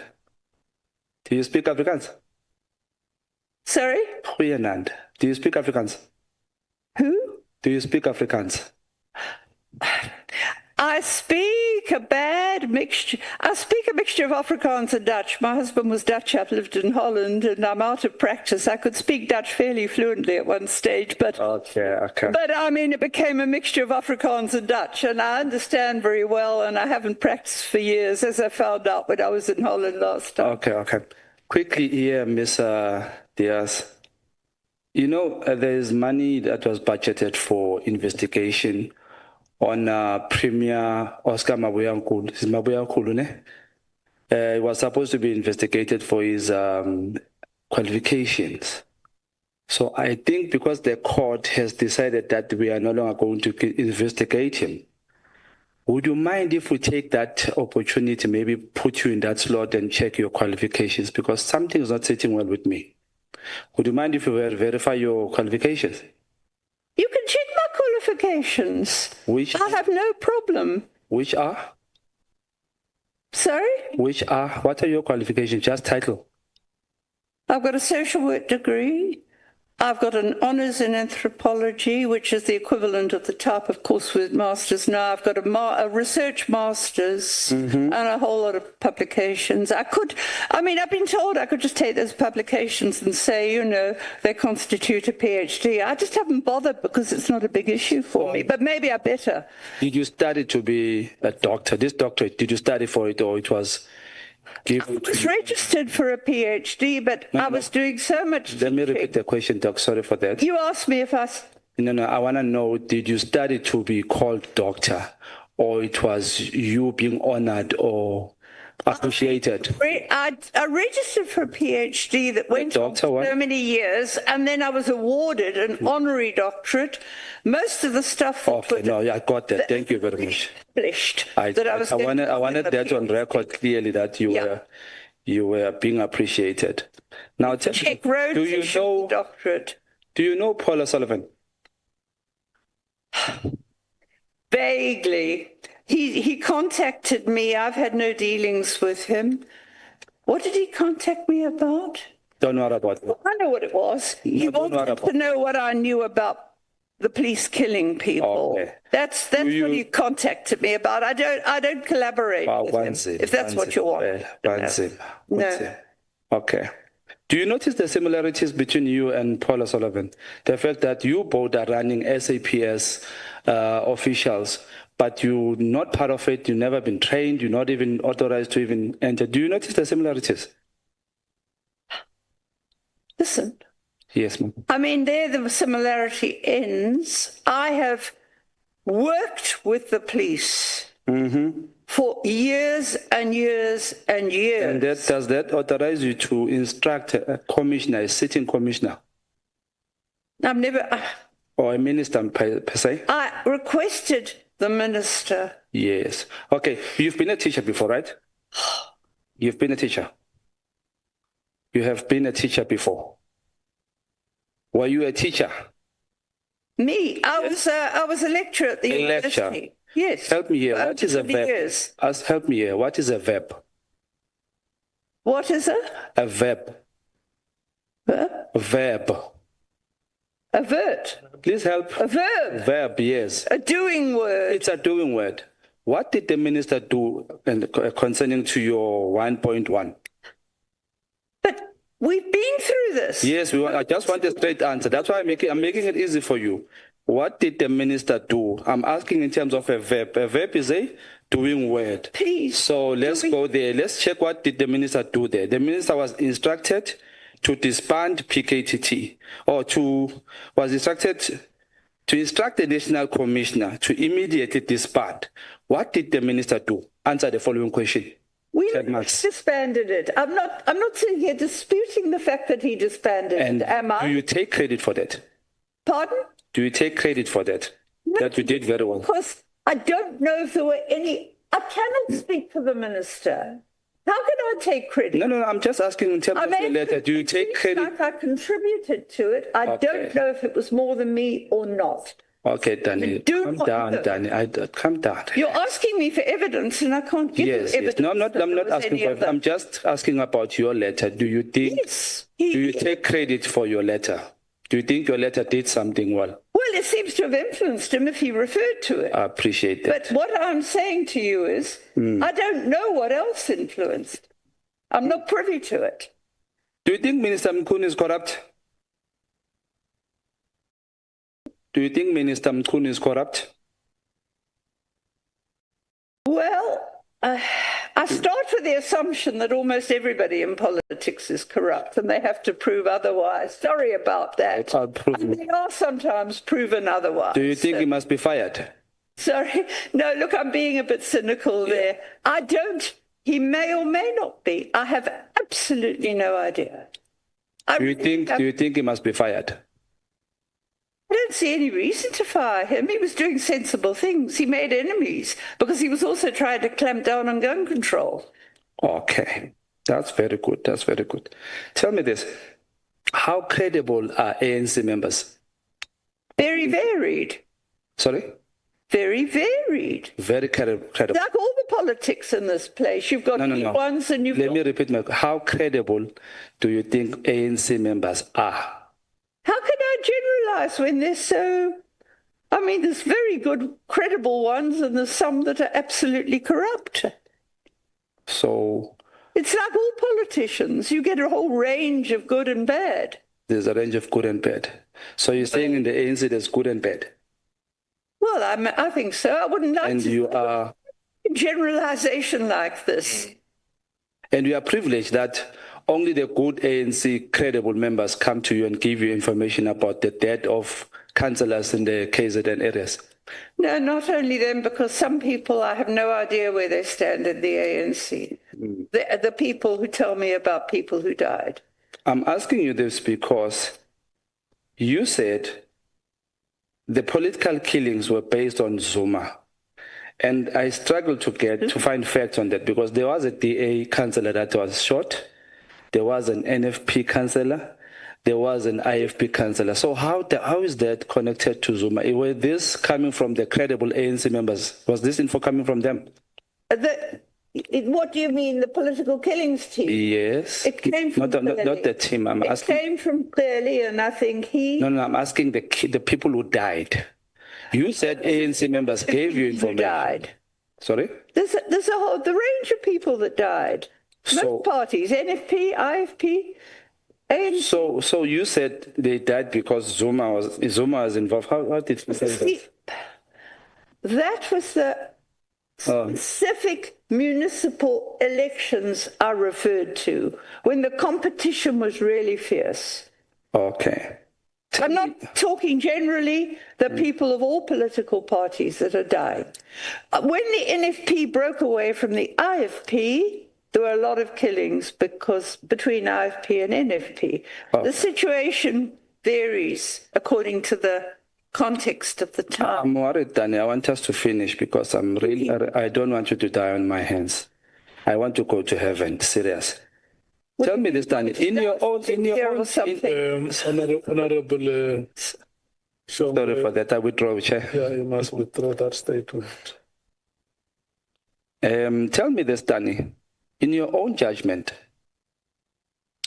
General Mkhwanazi and General Sibiya, if I may add, Officer Makubu, whom you spoke about, Who's an honest police officer or who's credible between the three of them, according to you? Mkhwanazi. Without a doubt. And how did you come to that determination? Because I saw how he'd done his work in various cases. So did you go with him to work in many places? No, look, I'm sorry, this is wandering right off. I mean, I have helped Mkhwanazi recently because he's under threat of death. Okay, let me ask you this. And I knew him when he was doing investigations and he showed real care for his witnesses, that they were properly treated, that they were in. So I've worked with him on and off for years, but recently he is in danger of being killed. They broke into his house one night, and it wasn't a break-in, it was a... So ma'am, if I may ask... And threats he's followed, and it's all the me. You're saying to me a police officer with a gun came to you because he fears that his life is in danger, and then told you whatever information so that you can take the very same information back to SAPS where he should have taken it. I didn't say Mkhwanazi did it. What did Mkhwanazi do that is so good? What did Mkhwanazi come to you? He's got a record in the Hawks of cash in transit successes. Yes. He came to me initially because he needed help for, And how did you help him? It's got to do with how did you help him? Okay, let's make it short, ma'am. How did you help Mkhwanazi? He had a witness that he was scared was going to be let out of protection, and that they were about to kill him. How did you help him? I helped him by writing to the Witness Protection Program and saying, will you please be sure that this witness is properly relocated because there are plots to kill him. And what did they do? They did. They did exactly that. Yeah. Per your request. Because that was what was due to her. Would I be wrong if I would say you instructed them to help Mkhwanazi in that way? You requested. Look, please, can we stop? Ask case, darling. Ask case. Keeping us here. I'm not prepared to sit here and say this policeman's good, that policeman's bad. No, I want, because you said it on record that Mkhwanazi is not a good police and the other. So I just want to identify whether, because if a police officer doesn't give you information, to me it seems as if they don't give you information, they are not deemed to be good police. That's not what I'm basing on. I'm basing my judgment of Mkhwanazi on what his police have said after they were arrested. They were dismissed for no good reason. The language he used towards them, if it was correct, they got their jobs back with arbitration. They did not even get a hearing. It was a legal dismissal. Arbitration put them back in, and he sent them away again. He wasn't allowed to because he wasn't supposed to take it on review. So he doesn't really act in all the interests of some of his policemen. But, he is also, and I've put this in it. And all I want is somebody to ask him. It's in my, there's a police note that he interrupted the arrest of a convicted drug. You know, Danny, let me interject.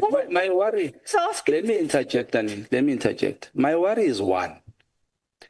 People who I seem to be associated with Minister Mkhwanazi, all of them, their characters is now questionable, and actually, I'm questioning his judgment regarding that he took the advice from you of disbanding PKTT. Checking your character, I'm not convinced by your character. Hence, I'm saying, even your qualifications, I'm starting to doubt them. That's why I'm going to ask. I'm not listen, Dan. What are you doing? With police for 30 years and know what's allowed, what's not. Some of them have been management members. So how come is it difficult for you to answer a simple question? How did you determine that Officer Mkhwanazi is good compared to Mkhwanazi? Because I haven't heard any reports. I've heard about him not being, he may be for all I know, but I do know he's won cases. I do know that that there's some that... But we do agree that both of us, we now are maybe confused by the judgment of Minister Mkhwanazi that he relied on your letter. He also relied on General Sbiya, now Gabinde as well, if I may say. What does that say about Minister Mkhwanazi? No, if he has. I don't know the whole story. All I've heard is parts of the story. How do we know? I'm not prejudging this. I'm staying right out of it as far as I can. And I'm sorry that my... Let me ask you this question so that we can finish. You said on the Sindiso Makaka, you said there was info leaked to the media, right? And yeah, there was. In your press. Okay. And you said you know this because it was not leaked by you. Now, does that mean you can separate between what was leaked by you versus what was not leaked by you? I keep stuff confidential if people tell me. Okay, I'm talking about leaking of information, police information, if I may say. I mean, look, I respond, I will say, look, police are alleging this, can you maybe ask questions? You know, they're saying they can't pay their informants. In fact, I didn't go to the media about that. There was an article about this very thing in the media. I think it was, I've forgotten who it was, but where the whole thing is in the media, and it wasn't me. I can you leak stuff to the media if I wanted, and I haven't. Have you leaked anything to the media? No. I mean, look, what have I done? You're not sure, eh? When was the last time you leaked something? Okay, when was the last time you leaked something to the media? I don't talk about confidential material. I might say there are allegations that informants aren't getting. Okay, Koko. Mana Koko. When was the last When was the last time you leaked information to the media? Look. Koko, 1 plus 1. Okay, Koko, let's make it simple. Koko, let's make it simple. 1 plus 1. 1 plus 1 is 2. That's how simple I want us to make it. No. When was the last time you leaked to media? I've done nothing with this matter. No. I'm not talking about. I've sent is any other media. It's a general question. Okay, Koko. I mean, I don't give confidential information out. But Koko, you say here, regarding the Makaka matter, info was leaked to the police. You know this because it was not leaked by you. No, it was not leaked by me. Yeah. It was shared information. How did you know it was not leaked by you? How did you know it was not leaked by you? Because I'd never spoken to the media about it. About it. Have you spoken to the media about any other thing else, leaking them information? Look, how do I know what you're talking about unless you can give me specifics? I don't. Look, please, Mr. Paper, we stop this. It's becoming a witch hunt, and I'm losing my temper. Let me respectfully step down, Chair. Thank you, Chair. Thank you so much, Honorable Shaw. Dr. De Haas. Dr. De Haas. You know, an elder has 2 hearts. The other heart is an overflow. Yes. When you say I'm losing my temper in this parliament, we get worried. It's fine. Thank you so much, Honorable Shongwe. Thank you so much, Doctor. Can we no, I'm no longer taking any follow-ups. Yeah. Let's do this, Doctor. In the letter that you wrote on the 31st of October, on paragraph number 2, I see you use compulsive words there. What did I say? Sorry, paragraph 2. Was this my letter? Yeah. The one that I sent in October? Yeah. Okay, let me get back to it. In the first sentence, you are using the word instruct, that the minister must instruct. That I wrote. The National Commissioner, SAPS, to immediately disband the irregularly constituted unnecessary and wasteful political killing task team. And then in the second sentence, you say, the National Commissioner must immediately stop the deployment of General Khumalo, who heads crime intelligence services, to this task team, which he did not have the qualifications and experience to command in the first place. Do you know General Khumalo, Dr. De Haas? General Dumisani Khumalo? I know he was operational response and not detectives. And to have, I mean, that was my argument. He's not a detective and he's basically running the team. And do you know how long he has been in the SAPS?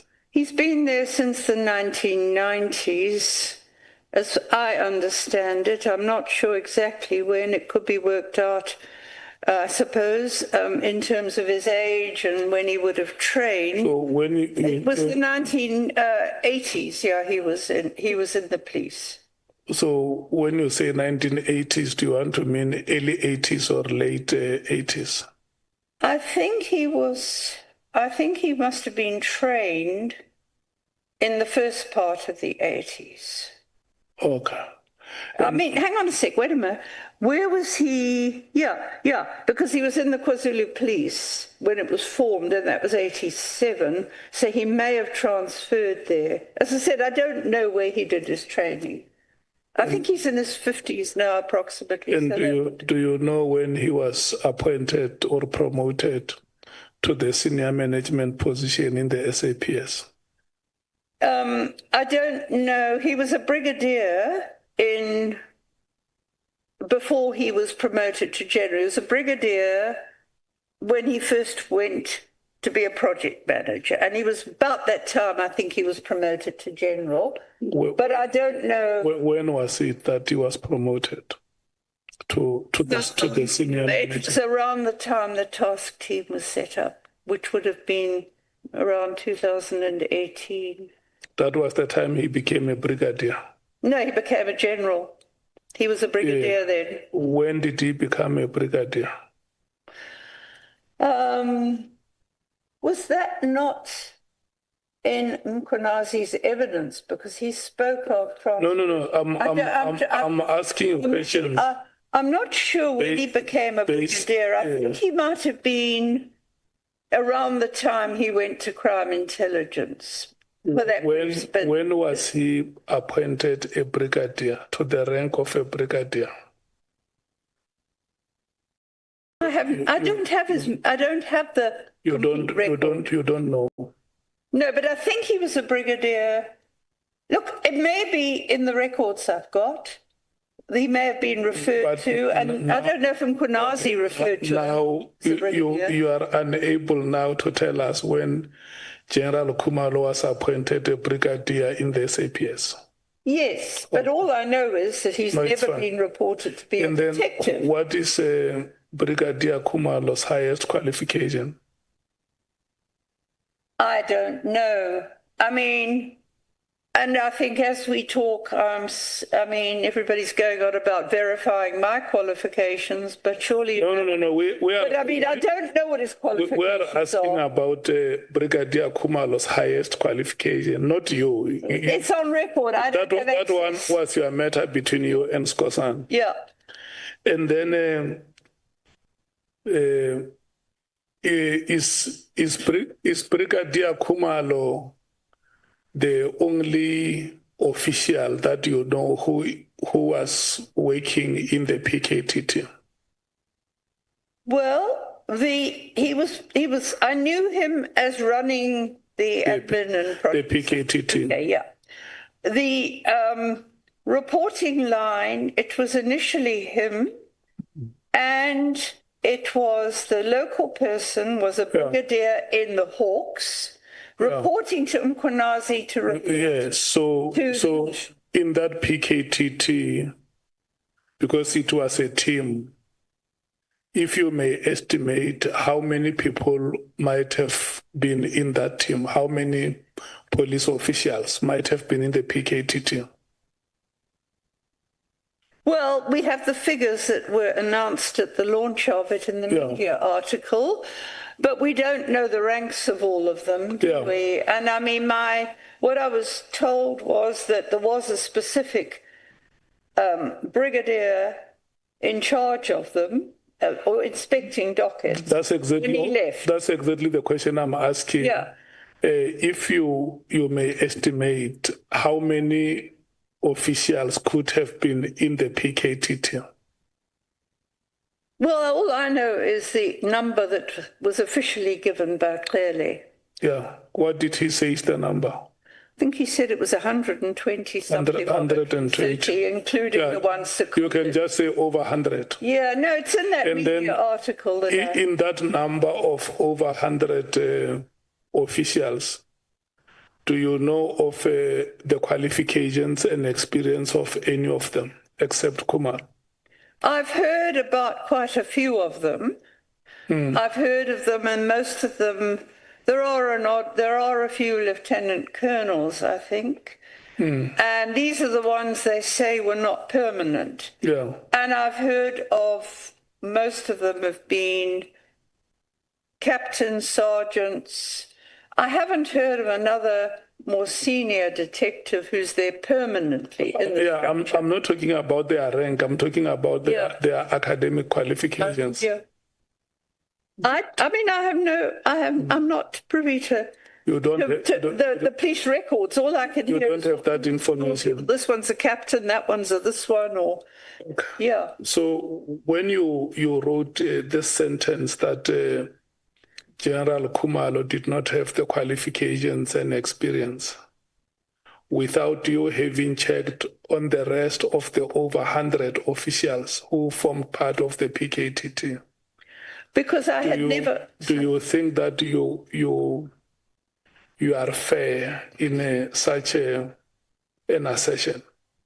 Well, I tried to find out about a senior detective, and I did not after the brigadier left. What I'm saying, and I couldn't find anyone. You as a senior citizen. Yeah. Remember when we started here, I said to you that you are our Friesland or our Jesse. That is where we must tap wisdom. You are a repository. According to my understanding, a person of your advanced age. There is a team here of over 100 police officials. And then you just single out Khumalo and say, this person is not suitably qualified, does not have the requisite experience. What about the many other officers who are in that team? Did you check their suitability? I checked some of them. Some of them? Yeah. I mean, how could I? I didn't know who they all were. They were there 1 minute and they'd gone. So there was no permanent structure, it seemed to me. And the only people whose names were mentioned as giving instructions were Khumalo. So if we were to look at this objectively, and one comes to the conclusion that you targeted Khumalo, will it be a fair statement to make to you, to say Dr. Haas targeted Khumalo in the whole team of the PKTT that was sent to KwaZulu-Natal? That is why you are able to write, not on one page. If we go to the second page, you still talk about Dr. Khumalo, General Khumalo. And then you even go to an extent of saying that you don't even trust that he's a credible police official. Because he's not a detective, he's operational response. That's why. And so was this other man who was seconded, operational response. And so is Masemola, who is a buddy of both Khumalo and Mkhwanazi from years ago. I mean, Masemola was in this province's deputy provincial commissioner. I dealt with him then. And he took no action when I told him there was paramilitary training up at Nongor. Did nothing. And he was deputy provincial commissioner. But that's where they all know each other from their operational response days. Let me ask you the last question. Because when you made your oral presentation, you said to us that, and you considered here after members probed you, you said that you concede that some of the evidence that you deposed in your statement has not been verified. I've agreed to that. And when you sent it to the authorities, you wanted them to verify and maybe even come back and report to say the things that you raised with us, this is how we process them, correct? Sorry, the things... I tried to put together my explanation for doing it. I had spoken to people. I'd got their description of what happened to their cases. That was all on record. Yeah. And I was... What happened then was, after I said that I was really concerned because of, as I said, all I was getting, no mention, and this was my problem all along when they started, and I tried to get a sense of exactly who was running it. It was almost impossible, but that's not the way it should be. That's exactly what I'm saying, that having gathered this information that could be inconclusive or incomplete or unverified, why, when you wrote to the minister, you did not say to him, or when you wrote to Parliament, you did not say to them, I request, instead of saying, I request that you instruct the police commissioner to immediately disband? Why didn't you say, I request that we further investigate these allegations because I do not have conclusive evidence? Well, I could have done that, but I think that it was the sheer horror of what I was hearing. We further investigate these allegations, determine their veracity, and then where appropriate action is necessary, the authorities can see how they deal with this. I didn't do that because it had been going on for 6 years with very little results that were verified in terms of media. Well, we've got these successes. They'd been going when I wrote that letter for 6 years. And in terms of the number of people who died in the province, there was very little to show for it. So I thought enough is enough. I'm hearing horror stories about fabricated evidence, all people independently saying the same thing. The illegal actions, why have we got this team? I'm hearing about all the expenses, the NIU running away with them. So you did not request that those allegations be investigated? Because I did say an inquiry into them, I think, as well. I wanted an inquiry into them. So I said disband and inquire. What's my heading here? You said the body to investigate the task team and cases related matters. Yeah, I wanted it disbanded and an investigation. Immediate disbandment. Yeah. It's not investigation. But why keep a team like this when it's not when it's just such a... I mean, it's a team that is just so opaque, if you want to say that. There's no clear structure. It's been going for 6 years. It's obvious they're spending a lot of money. We had provincial teams that were good. Why are we keeping it? It makes no sense to me. When you say the deployment of General Khumalo must be stopped, is that an established practice in the public service that you you can just act willy-nilly the way you say it without following procedure. Stop it immediately. Is that how? Well, if the team is disbanded, he had no role there, if his role was project manager. Because at this stage... That's exactly what I'm saying, is that how rash decisions are taken in the public service. Well, the public service, there's all sorts of strange decisions taken, and people are suspended for years without anything happening on full pay. Okay. You have not answered to the question. Oh, sorry, why did I not? You say, why did I not?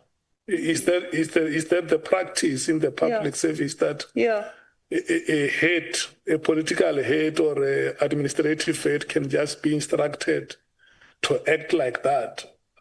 Well, he'd been deployed, but he wasn't. What I was told, and the Honourable James says otherwise, I was told that it was a deployment from another fixed position. So you weren't moving him out of his position, you were just moving the deployment to project manager, the task team. You're not moving him, shuffling him around in the police itself. If the information I'd been given that he was still based in ORS was correct, you're just saying that he must move if the task team. If I'm asking you to expand, Dr. Haas has said that. Stop this deployment, and the minister must do it and go to a committee of parliament and say, the reason why General Khumalo was stopped was because I was instructed by Dr. De Haas to do it. I'm asking you. Yeah. Listen, we are investigating. No. We are investigating interference. Yeah. Well, it was a request. Most of my requests ignored. You are using the word must. You are not requesting. Oh, I must. Yes, he must. Because if the task team was disbanded, then he should go anyway, shouldn't he? I don't know. Okay. More or less, anyway. I mean, the last is what Honorable Ngola referred you to, that there is a principle that when you hear a story on one side, you must also verify it on the other. Audi alteram partem principle in law. Yeah, no, I understand that. So there are families that have lost their loved ones. Yes. When you talk about these political killings, you talk about human beings who have lost their lives. Absolutely. And their families have not closed these chapters. And I want to know, because you say you are a researcher, in your research work, have you ever chosen some of these families as participants for observation? I'm in touch with them. I haven't. Look, let me just explain. It's not a formal research project. It's a human rights intervention. I deal with a lot of families who want closure. Yes, I want to know, did you check with any of those families to hear how they feel about the letter you were about to write? Well, the letter I was writing referred specifically to cases that I had. The PKTT is investigating cases that involve families that have lost their children. Well, and then you write a letter to say this task team must be disbanded without those families having got relief that is sought in law. But the detectives are still there. I want to check with you whether you were able to check with these families, how do they feel about the performance of the PKTT? Well, I've heard from them. One of the reasons that money was raised was for the Magaka family because they're fed up with sitting there for nothing happening with the political killings team taking over when there was a sign of hope initially. And that was why the money was raised to pay a lawyer to get the hitman to tell the story for the family, and the family were very grateful. this is, I wasn't to say they weren't to investigate, they were just to go to proper detective units. Yeah, but keep the point that I want to get to is, don't you feel that your action obstructed those families from getting justice? But why would it if the same detective just moved to another unit? You say that you are a human rights activist, isn't it? Families are sitting here, they want to get justice because they have lost their loved ones. And then a team that has been appointed to investigate those cases, you say it must be disbanded. If one of those family members say, we could not get justice because of the actions of Dr. Mary Haas, what is your response?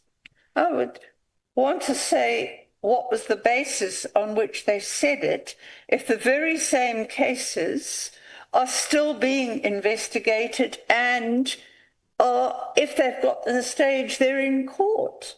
The disbandment of the team is not going to impact on that. It's just going to put all the detectives back in the proper units, which are headed by detectives of a nature of, say, a brigadier. As a justice activist, after gathering this information, incomplete, inconclusive as it was, why didn't you forward it, for instance, to the Human Rights Commission and say, there is this evidence that I gathered, but I may not have the capacity to investigate it further. And I don't want to create a wrong impression to government that the PKTT is unnecessary, is wasteful, is unable to live up to its mandate. Why didn't you go to the Human Rights Commission and say, investigate this matters further? Well, I'm sorry to say this. I've had really bad experience of the Human Rights Commission not doing anything. So, that's why I didn't go. So you say your attitude towards them is more about bias? Look, I've been to the Human Rights Commission. I begged them to look at what was happening in Glebelands. They wouldn't touch it. Somebody in the Gender Commission wrote to them and said, I've done what I can for the women in Glebelands. Will you please investigate it? They didn't. I've sent them reports. I gave them a report on torture. They asked me to give it to them, and they did nothing about it. So I thought it would probably sit there. I mean, in one case, when I asked them to do something, it became, well, what do you expect us to do? I said, I've asked you to do this. It's about illegal land invasions, and here are all the court papers. What more can I do? And that was the end of it. I mean, I'm sorry, but it didn't even occur to me because I've had no joy at all out of the Human Rights Commission. The many withdrawals that you have made from your statement today and your oral presentation, are you not worried that might have been damaging to your reputation, especially amongst your peers? No, I mean, what withdrawals did I make except to concede that for you it's hearsay evidence and a couple of mistakes in the grammar of things? I mean, I never pretended that I was telling you anything that it was myself who knew and has not been verified. Nowhere have I done that. I'm giving you information that was told to me independently and are saying the same sorts of things about abuses and fabrication. And it came on the end of other complaints I've been having over the years about cases, etc., and the opacity of the fact that there was no proper oversight of this team. It came as a result of that. There's nothing in here that I don't stand by unless there's a few things like, for example, that I could have worded differently, you know, about the political killings team, when I should have said that it happened after they took it over, that the cases were withdrawn when they had been in court. And I don't know the reasons for it. But I must also tell you that I was given very short notice to put everything together. I can't just drop everything. I just come back from working flat out on other commitments I had, including about land issues and a conference. Thought I was going to catch up. And then I got computer things that took me much longer. And you wanted all the documentation. I had to look out, send everything I could. But then I had to somehow, within a very short space of time, put it together in an affidavit. So I stand by the content of my affidavit. I'm saying the wording in place. I concede that obviously it's hearsay. I've made it clear, and I only put that part about intelligence in because I was specifically asked to. And I've made it clear that these are allegations I don't know, but what I do know is that there's been no proper oversight of intelligence since because when the Mkhwanazi report said it's urgent, it took 6 years to get the legislation through and only signed into law this year. So we don't know what's going on in intelligence. So I was very concerned about that. I put it in because I was specifically asked to do so. All I could speak about was really my experience with the task team. And I've done that, and I've conceded that for you it's hearsay because I'm saying it. Thank you so much. I think I must not ask further questions. Let me check with the SC if you have questions that you want to ask. Thank you. Mr. Hahn, you must be quite disappointed that the PKTT is still in existence and that Lieutenant General Khumalo is still the project leader and General Mkhwanazi playing a prominent role in it. They have moved back to their bases, most of them, but the cases they're handling are in court still. As I said, it didn't affect the families of cases. They're still dealing. There are, even if you look at that list that I had on Mkhwanazi's statement, they've got a whole list of cases that are still in court. So it just means they're situated somewhere else doing those cases, presumably with a detective team. I know that some of them, because I've asked police at different areas. I just asked you for a yes or no, ma'am. Yeah. Because we also heard that they have additional cases. I think 9 new additional cases. I hadn't followed that up, I must admit. And we also... Yeah, I am disappointed if they've been given new cases, indeed.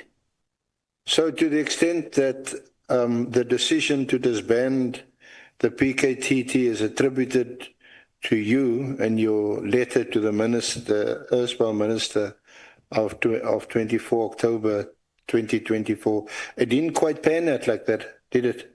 Sorry, I say it didn't quite work out like that, to the extent that the decision by Minister Mkhunu to disband the PKTT is somehow attributed to you, and the letter you wrote to him on the 24th of October didn't quite work out like that. Well, I mean, I had no indication whatsoever that I would take the blame for it. I mean, but at the same time, I mean, I think initially there were excuses found to delay it, and that was agreed they could handle cases. But certainly, if they were new cases, I don't know why. But I mean, the other serious thing, and I've written to the new minister about it, is that, and I think I put it in, I may have added it, that at the moment there are serious allegations that there's an attempt to move the current Deputy Provincial Commissioner for Detectives, to force him out to put in charge another man who's operational response, in charge of detectives. But I can't deal with that. I'm just passing the information on to the new minister to ask Masemola about it. The acting minister did appear before this honourable committee just last week, I think, a short while ago, and certainly was not opposed to the existence of the PKTT and continuing their good work. Yeah. I'm sorry, I didn't follow that last week. I'm just so busy with other things that I don't have time to sit and listen to everything, so I've missed a lot of it. Yeah. Did you also miss the fact that despite your complaints, which I catalogued certainly from your affidavit from October 2021, when you wrote to General Mkhwanazi about General Khumalo, and then subsequently in your affidavit before us today, and in letters, the letter to Minister Mkhunu on the 31st of October, your follow-up letter of the 13th of November 2024, it seems to be all about Khumalo. But the fact of the matter is, he's still in charge of the PKTT.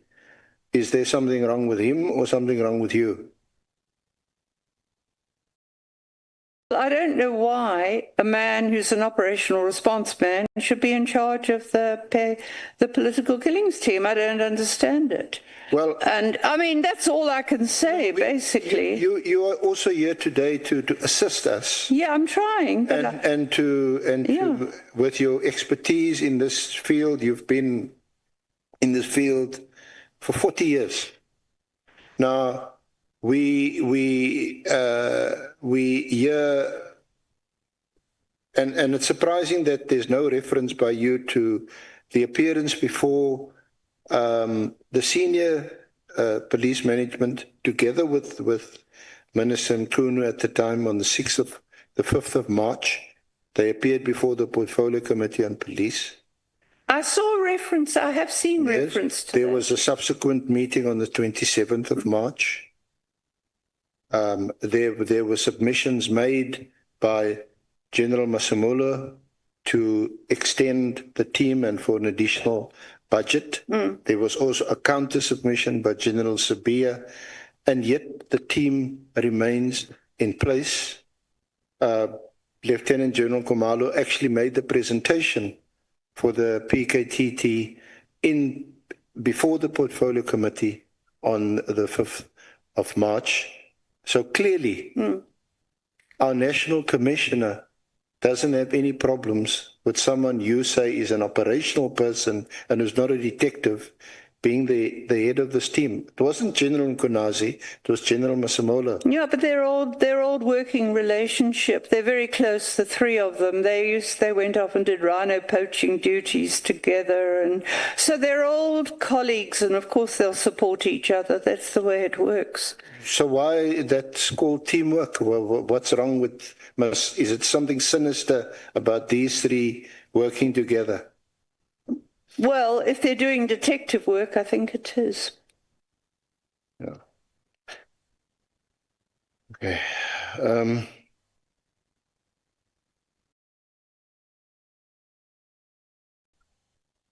Thank you. Thank you, Chair. Thank you, Mr. Thank you so much, honorable members, Dr. Haas and the staff. Point of order, Chair. You can't continue calling Mr. Haas doctor. We agreed and she agreed. Thank you, Chair. Okay, no. I didn't buy my doctorate anyway. And I can tell you some people do. They have it ghost written for them. Dr. Haas. I'm with you there, Danny. I'm with you. Sorry. Dr. Haas. The University of Rhodes has recognized you with an honorary. Yes, you doctorate. Can. Yes, I can confirm that. Okay. You can have a copy of the letter if you wish. In terms of practice, you are called a doctor when you are within the premises of the university that has conferred that doctorate to you. And when you come out of the premises, it's not compulsory to be addressed as a doctor. But it does not mean that you may not be addressed as a doctor. Yeah, but it's not compulsory.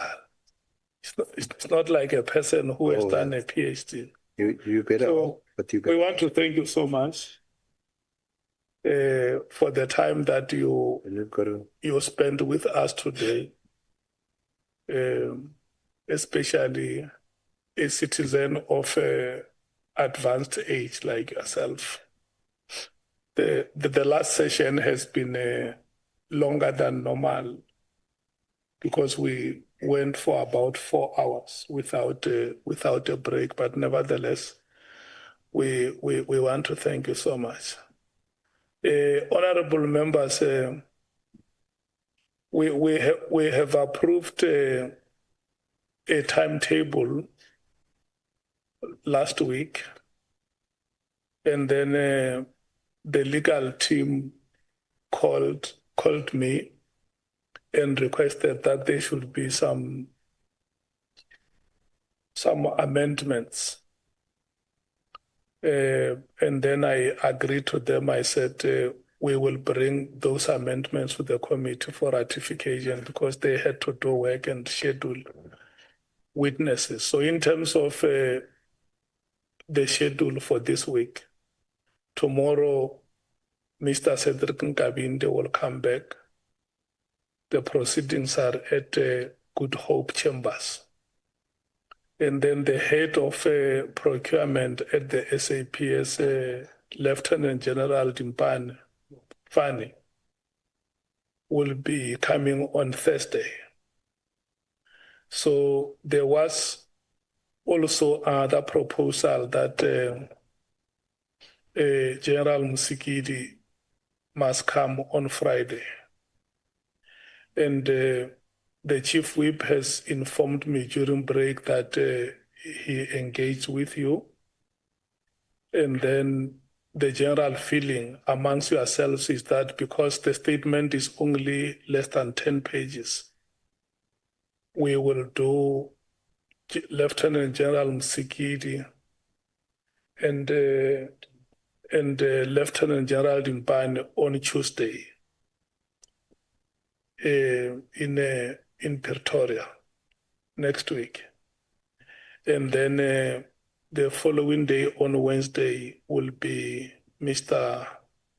Matala, Wednesday and Thursday and probably Friday, depending on whether we are unable to finish on those days. Can I check if honorable members ratify this proposal? Honorable Nomvalo. No, Chair, on behalf of the MK Party, we just want to confirm that indeed the chief whip of the ANC engaged us during lunch, and we agreed to his proposal. We think that, but our proposition, Chair, was that we take witnesses for Friday back to Thursday. We combine them on Thursday, both of them, because their statements are not are not big. They are very small, so we can do them on one day. But if we do the other on Tuesday, we don't have a problem. For as long as we're not going to schedule for one day each witness with a very small testimony, we don't have a problem. So we agree, Chair. But also, we said that we would like to put it to you, Chair, or to request rather, that we must consider not closing with everybody. We must push at least to the first or second week of December. So we must persuade staff members to bear with us because we don't want a situation where this committee dies, or its significance rather, dies a natural death because of unjustifiable delays and requests for extensions.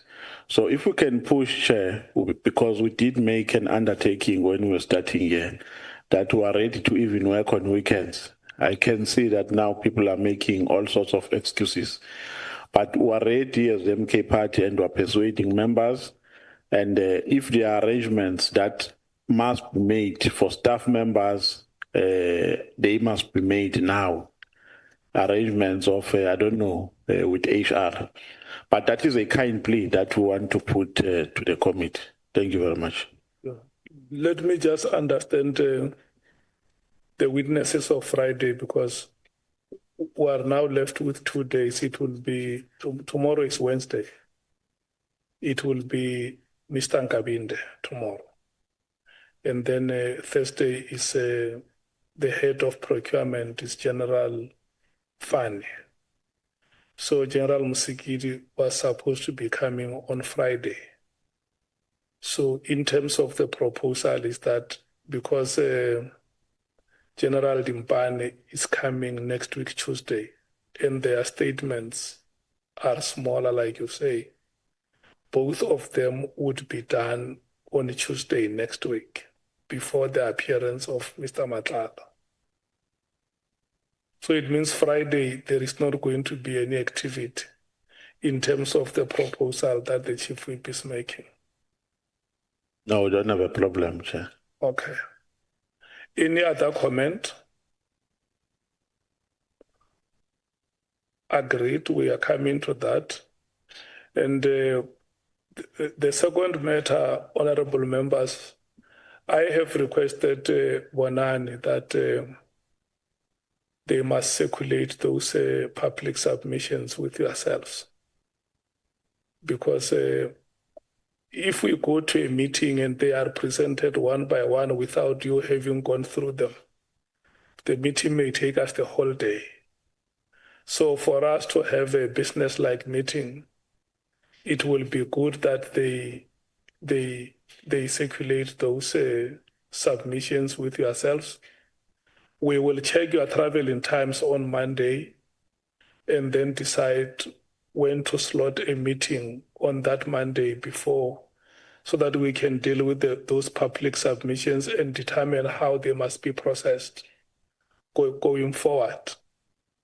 And then probably next week, I mean the week that we are in Pretoria, we may have to look at how we conclude the other activities the way Honorable Nomvalo is suggesting.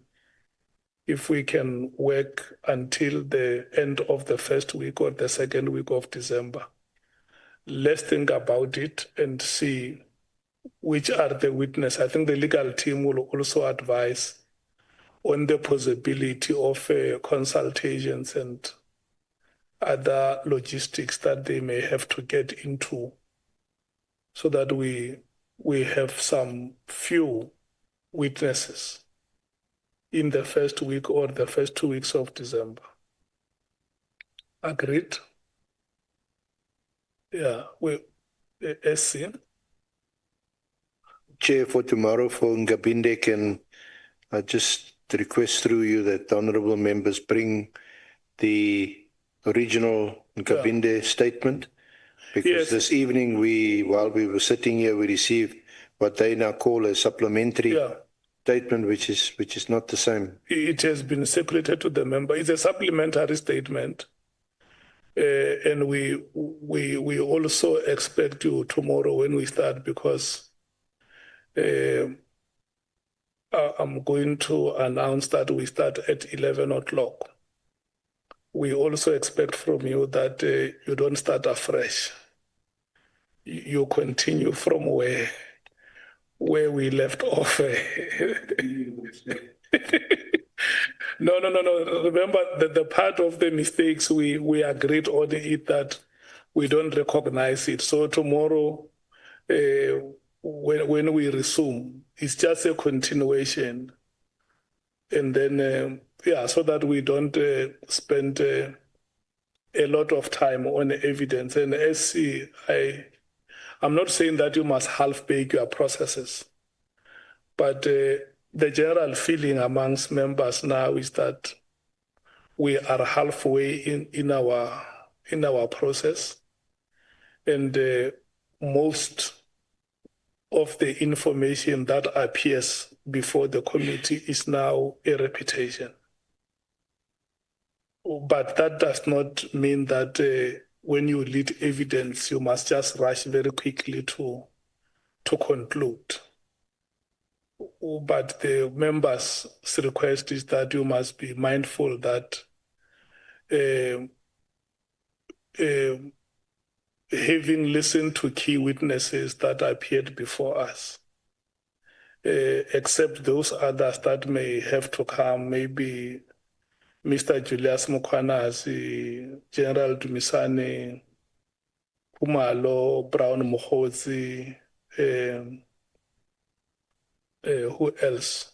Olo Sullivan. Those that have come before us already, it has been a merry-go-round. Just mind the pun when I say merry-go-round. Yeah, I think that is the plea that the members are making. So tomorrow when we start at 11, the expectation should be that somewhere around 13 hours or 1 hour when we come back from the break, we should conclude the evidence so that members can start asking questions. Does it make sense, SC? Do you agree with that?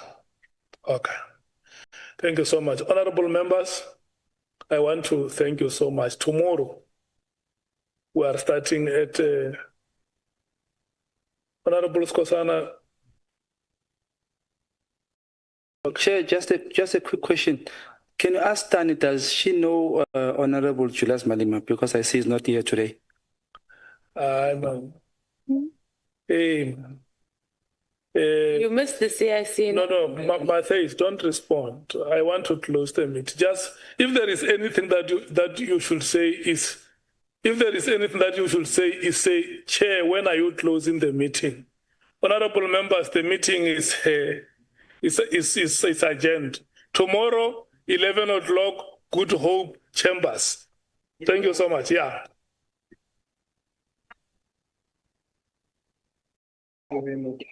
No, it's okay, but I think it's all the stabilization force, I think.